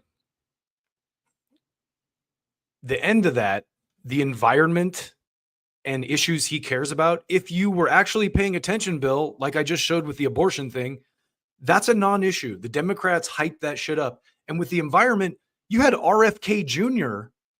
at Trump rallies getting MAGA to cheer for clean water and clean air and cleaning up our healthcare system. And part of, Bill's show this week was he had Casey Means. And that was another sign to me that like, okay, Bill's getting it, because Casey and Callie Means have been very closely intertwined with RFK and the Trump campaign, talking about make America healthy again and clean up our food system. And so I want to go to, I promised that I would not pick on Kyle and Crystal anymore, but this was Kyle's take of the Bill Maher rant. Smugmore on Bill Maher is blaming trans people and wokeness for Democrats losing to Trump. Kamala never mentioned either. Stop begging for an already far too conservative Democratic Party to get more conservative. We need fighters to take on the MAGA clown show and corrupt big money donors who have destroyed our country.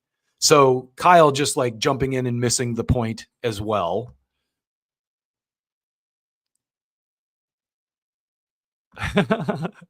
Fine, but on his club random, he doesn't really get it ever. Yeah, he actually said he said so much dumb shit on there. I was watching him argue with Ben Shapiro the other day.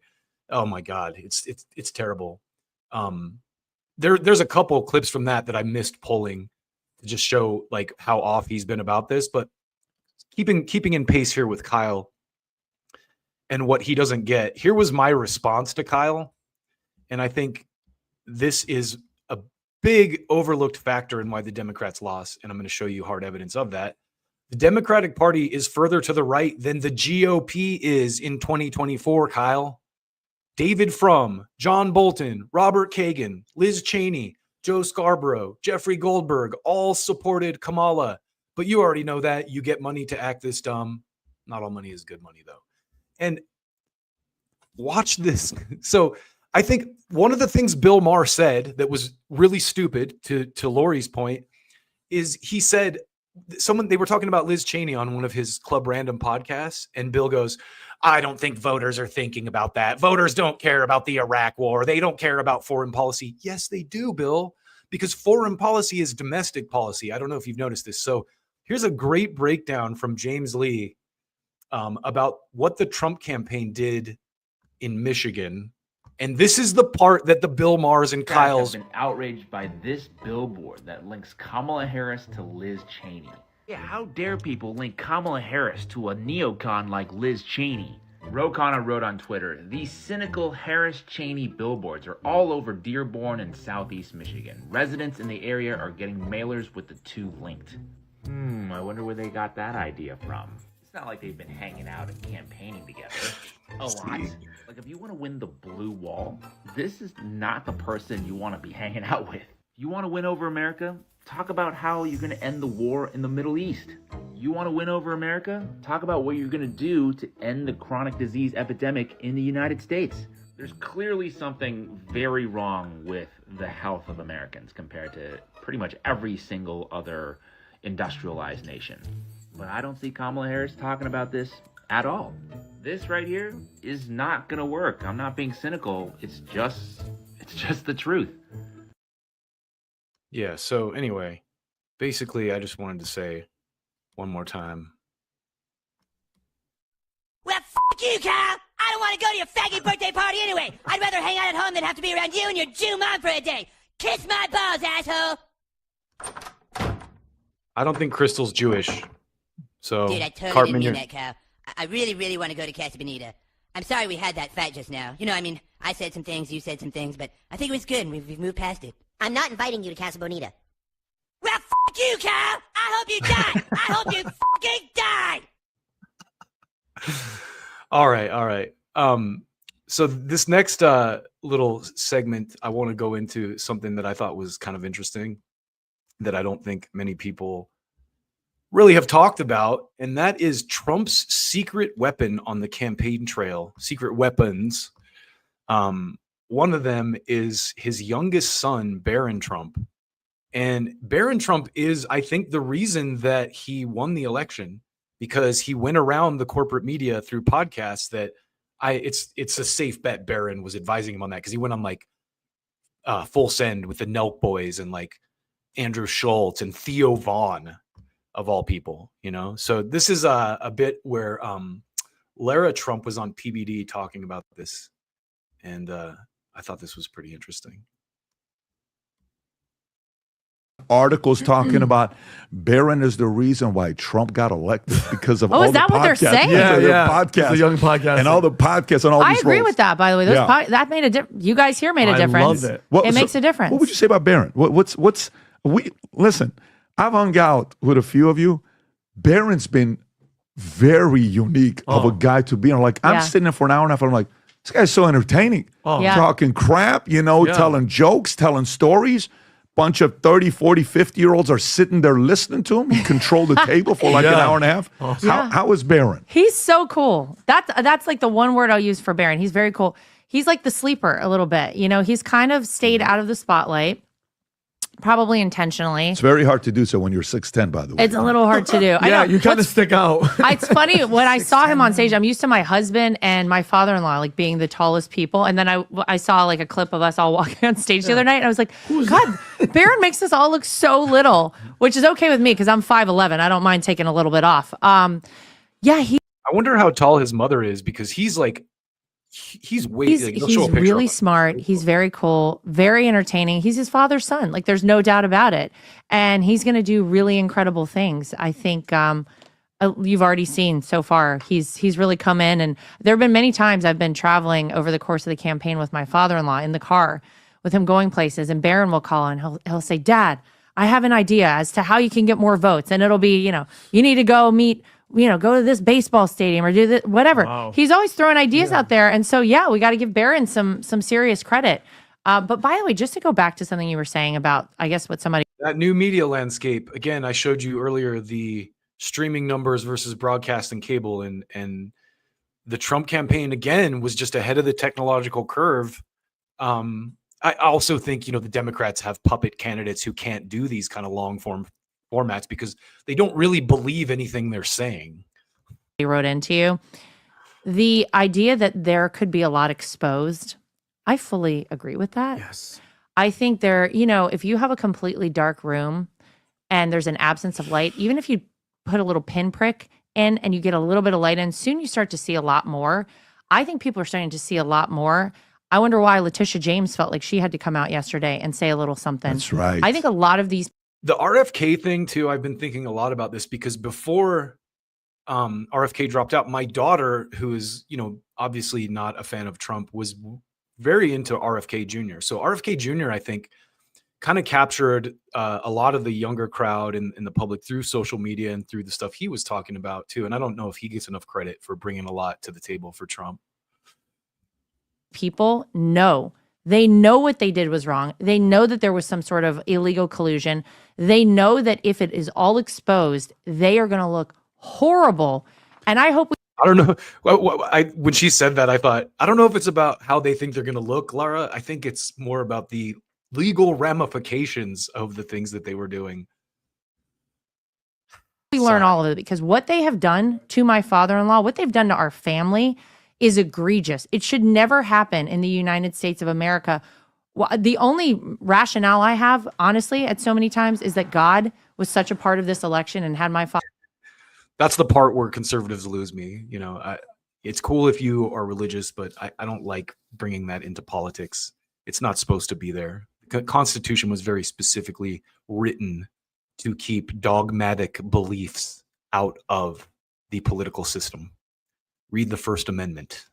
Father-in-law's back, whether it's the Butler, Pennsylvania rally where he almost got killed, whether it's all. And to be fair, she's not really like a politician, so no disrespect. All of these court cases and 34 felony counts. Are you kidding me? All of this stuff, any other person would have just been defeated day one, except him. And I've said this so many times, and I think that's such a great point, because that right there is why Bernie Sanders isn't president.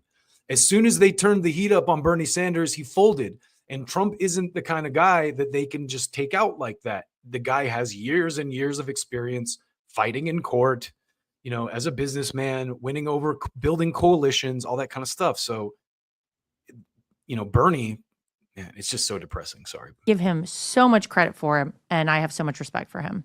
Right. Rob, I agree, Rob. Can you pull up that picture, Rob? The picture of Barron 2016 versus 2024. I know. What a difference. That's the best picture. People makes me feel really old. It was, well, you got to see this because they're sharing this. If you can pull this up, Rob.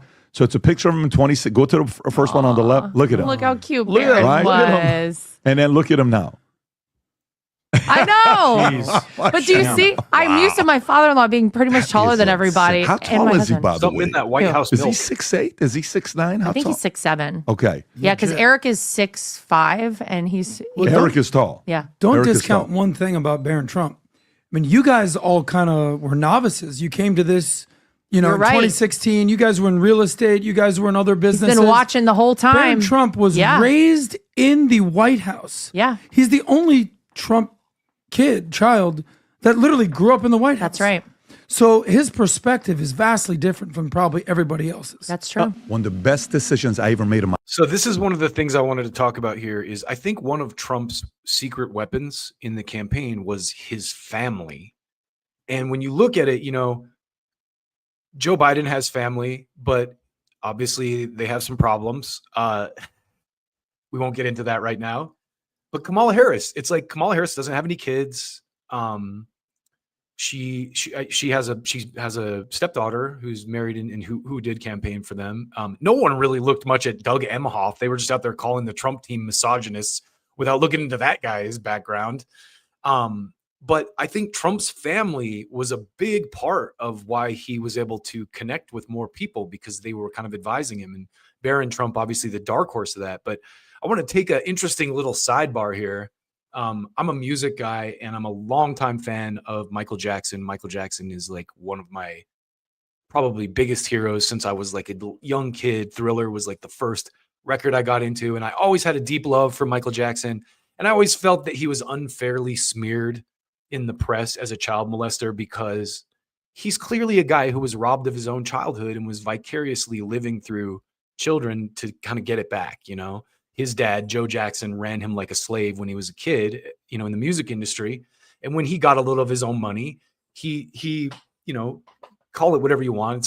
It's psychological damage, but I never thought Michael Jackson was an actual child molester. And there's so many different, little pieces of evidence to back that up. Like Macaulay Culkin, for example, I think it was Larry King or Joe Rogan. He's on a talk show, and I didn't grab the clip, but he basically said, he's like, yeah, I slept in Michael's bedroom, but Michael's bedroom was 3 stories with the fire pole. It's not like we're in the same bed. It sounds weirder than it is. And I came across this clip, just doing research on Trump's kids. And this is one of those things that the media just was so good about washing over this kind of stuff and about Trump's past. And this is really cool. Check this out. Accused by countless people, Donald Trump stood up and said this. I'm going to stick up for him because nobody else is, but I don't believe it. Trump angrily criticized the mother who accused Michael of child molestation. And she goes after him viciously and violently. And I saw a story and I read another story about some of the things she's done. And I don't believe it. While many were waiting for the superstar to be imprisoned, Trump firmly believed that the truth would. I'm going to find this clip eventually and do a whole piece on Michael Jackson. But what really changed me is I used to listen to Howard Stern, and Howard Stern had George Lopez on there. And George Lopez at this time of this trial was talking about how the parents of these kids who were accusing were like such lecherous people that had like tried to steal money from him at some event and stuff. So anyway. Prevail. I had no idea he'd be that strong defensive of him. And good for Donald, It's tough. It's tough to win, but I have a feeling he's going to win, Larry. Many people avoided talking about the wrongful case from years before, but Trump unexpectedly brought it up again. The kids were very young. Michael would come, play with the kids. He just loved children. He was not a child molester, and I am certain of that. He'd play with my son Eric and my son Donald, and he'd just play with them forever. He loved children, but he was not a child molester. And even Trump's eldest son, when he grew up, mentioned Michael Jackson. Jackson used to come up and he was our neighbor at Trump Tower, right? So I was playing Teenage Mutant Ninja Turtles with Michael Jackson. It's not appropriate for us to say who was behind the smear campaign against Michael, but Trump gave him the best support. Michael Jackson. I love Michael Jackson. So Michael was a great friend of ours, actually. And he lived in Trump Tower for a long period of time. So I just thought that was very cool. Unknown thing about Trump defending Michael Jackson, and it gives you an idea as to what his perspective is as someone who has now been completely demonized, by the corporate media like Jackson was. Got a little bit of a cough today. So I got a couple of other interesting things to show you, and one of them is quick sidebar. Trump's kind of take on marijuana, along with that of his new AG nomination. Me being kind of the marijuana advocate that I am. Here is Trump talking about marijuana with Lex Friedman. You posted recently about marijuana and that you're okay with it being legalized, but it has to be done safely. Can you probably a Barron Trump idea your policy there? Well, I just put out a paper, and first of all, medical marijuana has been amazing. It's been I've had friends and I've had others and doctors telling me that it's been absolutely amazing, the medical marijuana. And we put out a statement that we can live with the marijuana. It's got to be a certain age, to buy it. It's got to be done in a very concerted, lawful way. And the way they're doing it in Florida, I think, is going to be actually good. It's going to be very good. But it's got to be done in a good way. It's got to be done in a clean way. You go into some of these places, like in New York, it smells all marijuana. You've got to have a system where there's control. Yeah, I mean, listen, as an advocate of marijuana legalization at the federal level, I would say, it's got to be like smoking. You treat it like smoking, right? Like no smoke. There's smoking areas, non-smoking areas. It's very simple, and obviously you don't sell it to minors, or you set the bar at 18 or 21 or whatever, like you do with alcohol. And I think the way they've done it in Florida is very good. Do you know anything about psychedelics? So I'm not a drug guy, but I recently Now, I love that these podcasters are having this conversation about drugs with these presidential candidates. And this is something that, I don't know if you saw, Joe Rogan said one of the things when he was talking to the Kamala team about having them on is they told him they didn't want him to talk about marijuana legalization. That's just what he said. So Did ayahuasca. Yeah. And there's a lot of people that speak to sort of the health benefits and the spiritual benefits of these different psychedelics. Right. I think we'd probably have a better world if everybody in Congress took some mushrooms, perhaps. Yes. Now I know you stay away from all of that stuff. I know also veterans use it for dealing with PTSD and all that kind of stuff. So it's great, and it's interesting that you're thinking about being more accepting of some of these drugs, which don't just have a recreational purpose, but a medical purpose, a treatment purpose. So we put out a statement today. We're going to put out another one probably next week, be more specific, although I think it's pretty specific. And we'll see how that all goes. That's a referendum coming up in some states, but it's coming up, and we'll see how it does.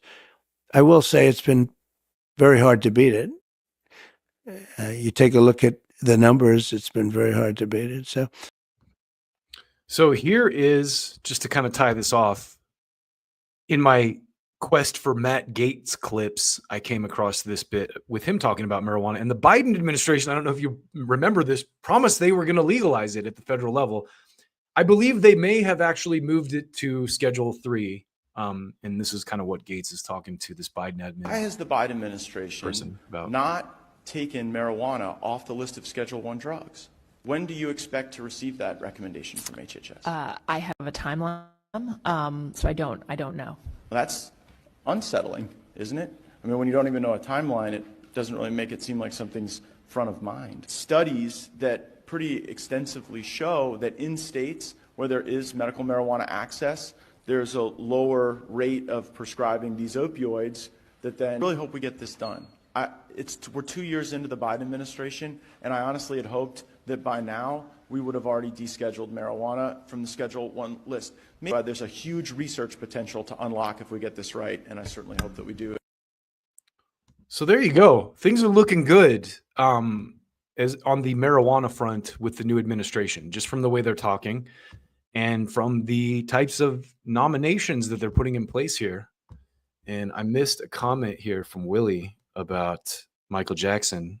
Yeah, there's so much evidence that he's not guilty.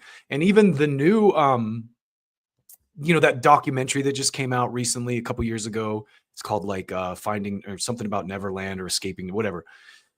What is revealed from that is the guys who were behind it were kids who testified in court when Jackson was, one of his trials, that he never touched them. So one of the points people made is like, these guys were either perjuring themselves then or they're perjuring themselves now, because now they're saying he did, and there's a whole bunch of money behind it.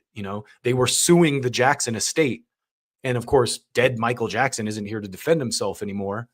So it's a slippery slope, and again, I just refuse to believe that Michael Jackson was a child molester. There's so much evidence to the contrary, and it's a good picture of how the corporate media has been able to kind of demonize people for whatever reason. A lot of people have said that the reason that Jackson was defamed like that, and this is for entertainment purposes only, conspiracy theory, but I don't know if you know this, even back in like the 90s and 80s, he was very pro-Palestine, like Princess Di and a few of those people. So it's knowing what we know now about how the way that the corporate media works, it's not, a wacko theory to think that, Michael Jackson was being defamed in the press by the forces of evil because of someone of his political opinions or something that he disagreed with the status quo about. Anyway, I'll have to clip that together into a little piece about Michael Jackson, but let's move on to Dave Harris, Jesus Christ. I'm so sorry, Dave. Dave Smith versus Sam Harris. This is another one of those vindication things where, I used to love Sam Harris. I read one of his books called Letter to a Christian Nation back in the day that I thought was great book. You know, like he kind of explained the reason for shedding the, you know, chains of dogma and religion, and he kind of compared human sacrifice to, you know, that religious people, you know, religious cults used to do back in the day, all this stuff. Anyway, I used to think Sam Harris was a pretty good dude until the recent pandemic thing happened. And he recently broke off a chunk of Dave Smith. And listen, Dave Smith is one of those guys. He's a libertarian conservative, but you got to give the guy credit. He's been very consistent across the board. And some of the cats I run with on Twitter were recently calling him a Zionist. He's not a Zionist. He's very clearly not a Zionist. Like, if you've ever listened to him talk about the Gaza conflict, Dave Smith he's on the same page as like Keaton and Russ from Due Dissidence. He's the opposite of a Zionist. Let's put it that way. Anyway, here is Dave Smith going to war with Sam Harris, a guy who is, let's face it, already discredited. Who have some professional scruples and reputations to protect among people who actually know something about medical science. RFK Jr. has none of that. He's just a cowboy taking shots at the establishment. The Joe Rogan podcast is not a substitute for the Wall Street Journal or the Kennedy School at Harvard. It is simply not progress. Now, listen, I don't want to step on Dave's point here, but no one ever said it was, To have a comedian like Dave Smith, who's apparently done his own research, interviewed about the history of the Middle East or the war in Ukraine, like he's the next Henry Kissinger. All of this free access to information is making us dumber. Oh, all right. So hold on. Let me give this a shot, because there's really only one way to respond to Sam Harris. So let me just hold on. Let me get in my zone for a second here. Okay. You see, emotional thinking can lead to errors. And so we must only rely on rational thought, where we look at objective reality and do our best to deduce what is true objectively. You see, only when a critical thinker examines an issue can we understand on a deeper level what's really going on here. And that is our responsibility.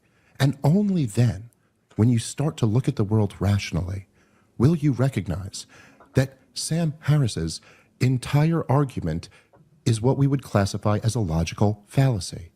It's known as an appeal to authority. An appeal to authority. I think the reason Dave is so beloved too is because he's so good at these intellectual smackdowns. Literally a logical fallacy. You'll notice Sam has said nothing about any of the content of my arguments about Ukraine or Israel. He is not pointing out a flaw in my logic. He is simply saying that I am not the Wall Street Journal or Henry Kissinger, and therefore we're dumber for listening to me. Does that get through? Does that get through to you, Sam Harris? No, I'm not Henry Kissinger, the fucking war criminal. Okay. That was his appeal to authority, was Henry Kissinger. I don't even know where he pulled that one out. Listen, nobody, myself or Joe Rogan included, is claiming that we are a substitute for the Wall Street Journal. We're certainly not claiming to be responsible for the slaughter of millions of Vietnamese people like Henry Kissinger. The point is this, Sam Harris. Here's the reality, okay? I understand, even though it is a logical fallacy, it's a blatant just appeal to authority, blatantly. I understand the appeal, no pun intended, of this argument. Yes, it is we could use a Wall Street Journal that was really good. We should have some expert who's great. But the thing is this, despite the fact that we're not any of those things, if me and you, Sam Harris, debate Ukraine or Israel, or how about COVID? How about your track record on COVID versus my track record on COVID? If we debated any of those topics, I will eviscerate you. Like tear you to pieces, dude. So what do you want me to say here? Yes, it would be great if we had not corrupt, honest institutions with experts who gave great information. We don't, unfortunately, okay? We don't have those. And so now Yeah, and we kind of saw that in the build up to the election. So obviously, going back to the Bill Maher, Liz Cheney thing, do you remember like the last couple days before the election? They threw so much stuff out that was just complete nonsense. You know, like the Liz Cheney, Trump said Liz Cheney should go in front of a firing squad thing, and so Dave's completely nailing it. We're actually left in a situation where like a jerk-off comedian who reads books will tear all of you guys apart on the most important issues. He sounds like Jimmy Dore, doesn't he? Now, I understand that's like more of an assertion than an argument, but you're not giving me an argument to counter. There's no argument here. Listen, here's the truth, right? And the reason why all these people on Twitter were telling me not even to waste my time on responding to Sam Harris, and you know your point about him not realizing he's down, the reason why you refuse the reason why you won't take me up on my offer and prove me wrong, let's debate it. You pick the topic. You pick the topic that I'm wrong about, and we'll have a debate about that, and we'll see how that goes. But the reason why you won't do that, the reason why you won't debate your former friend, Brett Weinstein, the reason why you wouldn't have a conversation with him throughout COVID is because Brett Weinstein will rip you to shreds. He will humiliate you. I love the violent imagery he uses for these intellectual debates, but I mean, let's be honest, the reason that these guys would get ripped to shreds is because the Dave Smiths and Joe Rogans of the world have reality on their side. Worse than you've humiliated yourself through these years. Here's the reality, Sam Harris. When the biggest challenge came, when the moment to fight came, when you can't overstate it. Totalitarianism swept not only this country, but the civilized world because there was a nasty cold going around. And when that happened, you failed. You fail, and you can sit here and make all your arguments of like, well, just change a few factors. Imagine the vaccine did work. And imagine COVID killed kids. Well, then I'd be right. You know, like that. I don't know if the rules have changed yet, but safe and effective, all that good stuff, just to, you know, cover my bases. That's what you're reduced to at this point. When the biggest moment came where we needed real intellectual bravery, and you had billed yourself as the embodiment of that, you failed. Okay? That's it. And now your opinion is discarded. Nobody cares. No one is moved by you saying Joe Rogan isn't as good as all that. Because the problem is that we just had the biggest test of our lifetime, which was the COVID insanity. Okay? By the way, go read Diary of a Psychosis by Tom Woods. He graduated from Harvard and got a PhD from Columbia. So is he allowed to have an opinion now? Could he go on the Joe Rogan Experience and explain how you were completely wrong about everything? Read his book. Ain't that America? You and me. Ain't that America? So, just to close this out, Dave Smith actually uses a clip from the great Jimmy Dore to kind of tie up his argument nicely. And watch this. I was very happy to see this. Anymore? So as I just mentioned, Tom Woods, you know, like it's like, and this is, I'm just rattling off a few names. There's experts and experts and experts all over the place who take the same position that we take on this. So like, you just see how this falls apart immediately. And again, I mean, look, Jimmy Dore has the goddamn best bit on this. This is so funny. Do you know the bit I'm talking about, Rob, on the do your own research stuff? Dude, I'll send it to you. It is like one of my, I think maybe the best bit about COVID that I saw during COVID. I'm really surprised I haven't shown this to you before, Rob. Oh, here we go. All right. I love this. Around COVID, I'd never noticed this before in any other time in my life, but you weren't allowed to ask questions and at any point during this. You just had to do what the man on the TV said. Right? You had to do what the man on the TV said without questions, and then you're a good person. But if you question it, then you're a white supremacist Trumper. They're like, whoa, no. No, I didn't vote for Trump. I just have questions. Jimmy, Only dumb people ask questions. Isn't that weird? It was the weirdest thing I've ever seen. Even comedians would get on stage and they would shame people for trying to get informed about a medical treatment that was experimental that they had to take or they would lose their jobs and they wouldn't be able to travel. And when people tried to get informed about that, other people shamed them. They would say, please tell me you're not going to do your own research. You've heard people say that. Please don't do your own research. You know, before COVID, doing your own research used to be called reading.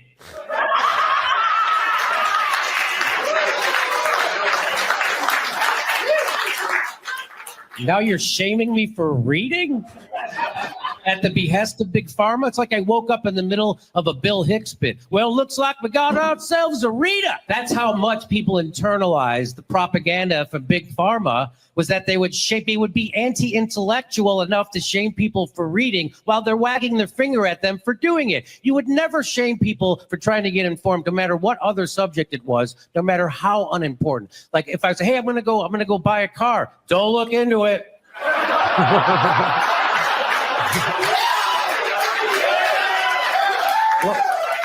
Well, how will I know which car to get? Ask the salesman. He's the expert. That's it. What are you, Henry Ford? But it's like, isn't that just perfectly it? It's like, what this guy who does his own, yeah, I read books about stuff. What are you even talking about? How is that an insult? How is that like a, whatever? But it really does let you know when Mr., intellectual over here doesn't even go attack any of my arguments. He just appeals to authority. And, it's funny because going back to the snobs and slobs thing, the Democratic Party has been we're the experts. We're the ones that are always right about everything, but can't back their arguments up with on this kind of stuff. So that's how you end up with a electoral drubbing like you got a couple weeks ago.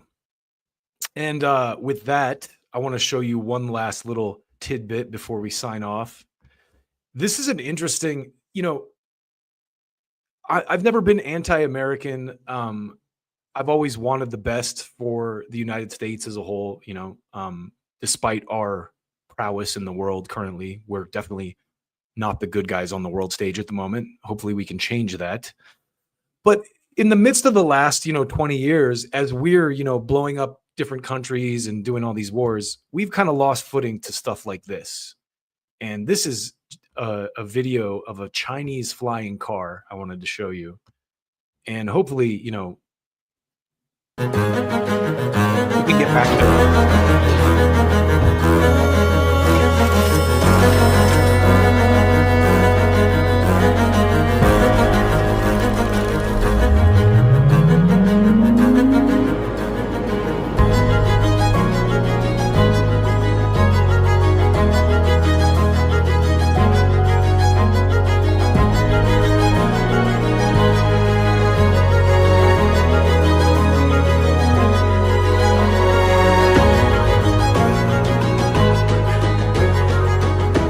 You can buy one of these things now.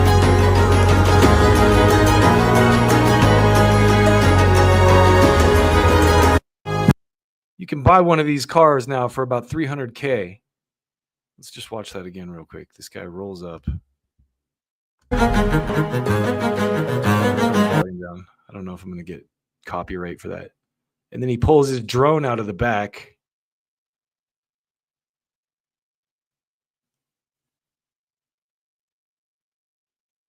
So the era of, people with a little bit of money owning this type of technology is almost upon us. And it's not the United States that's selling it. And that should be of some concern to us. We're losing our footing in the world. But we just had a sea change. And, as I just detailed, there's a lot of misperceptions about who Donald Trump is and a lot of the people that he's appointing. And I'm not, listen, I have no illusions that he's going to be a peacemaker, especially with that Pete Hegseth guy he just put in the Defense Department, or Marco Rubio as Secretary of State or whatever. I mean, none of that's looking good. Like the Marco Rubio thing makes it look like they're going to go after Venezuela again, especially with Elon Musk in tow. So listen, I'm not deluded about any of that stuff, but I think that the MAGA base has a lot more influence over these people than, let's say the left does over the Democrats. So that's a positive thing. And as we leave today, I'm going to leave you with this final thought about the buildup to this election and the types of ridiculous things. We started this stream with a story about how MSNBC is up for sale, not because of Trump's win, but because they're terrible. And so we're going to come full circle now and show you why MSNBC is being sold, because they're a joke of a organization. And this song that I made right here proves it. And this is one of my hits, one of my hit mixes, and it's titled "Voters Are a Threat to Democracy." Thank you for joining me today, y'all. I got love for y'all. Please, thanks for jumping in the comments. I love being corrected. If I got something wrong, hit me up on Twitter or in the comments and let me know. Like and subscribe. I don't say that shit enough. But I'm deeply grateful for anyone who tunes in and listens to my rants. And I hope you have a fantastic rest of your Sunday. Here you go. The hit single, "Voters Are a Threat to Democracy." Peace, y'all. White rural voters, a threat to democracy at this point. Voters, a threat to democracy at voters, a threat to democracy at voters, a threat to democracy at voters, a threat to democracy at voters, a threat to democracy at voters, a threat to democracy at voters, a threat to democracy at voters, a threat to democracy at white rural voters, white rural voters, white rural voters. The threat to American democracy. Voters, a threat to democracy at voters, a threat to democracy at voters, a threat to democracy at voters, a threat to democracy at voters, a threat to democracy at voters, a threat to democracy at voters, a threat to democracy at voters, a threat to democracy at white rural voters, white rural voters, white rural voters, white rural voters. Why are white rural voters a threat to democracy at this point? Voters, a threat to democracy at voters, a threat to democracy at voters, a threat to democracy at voters, a threat to democracy at white rural voters, white rural voters, white rural voters. The threat to American democracy.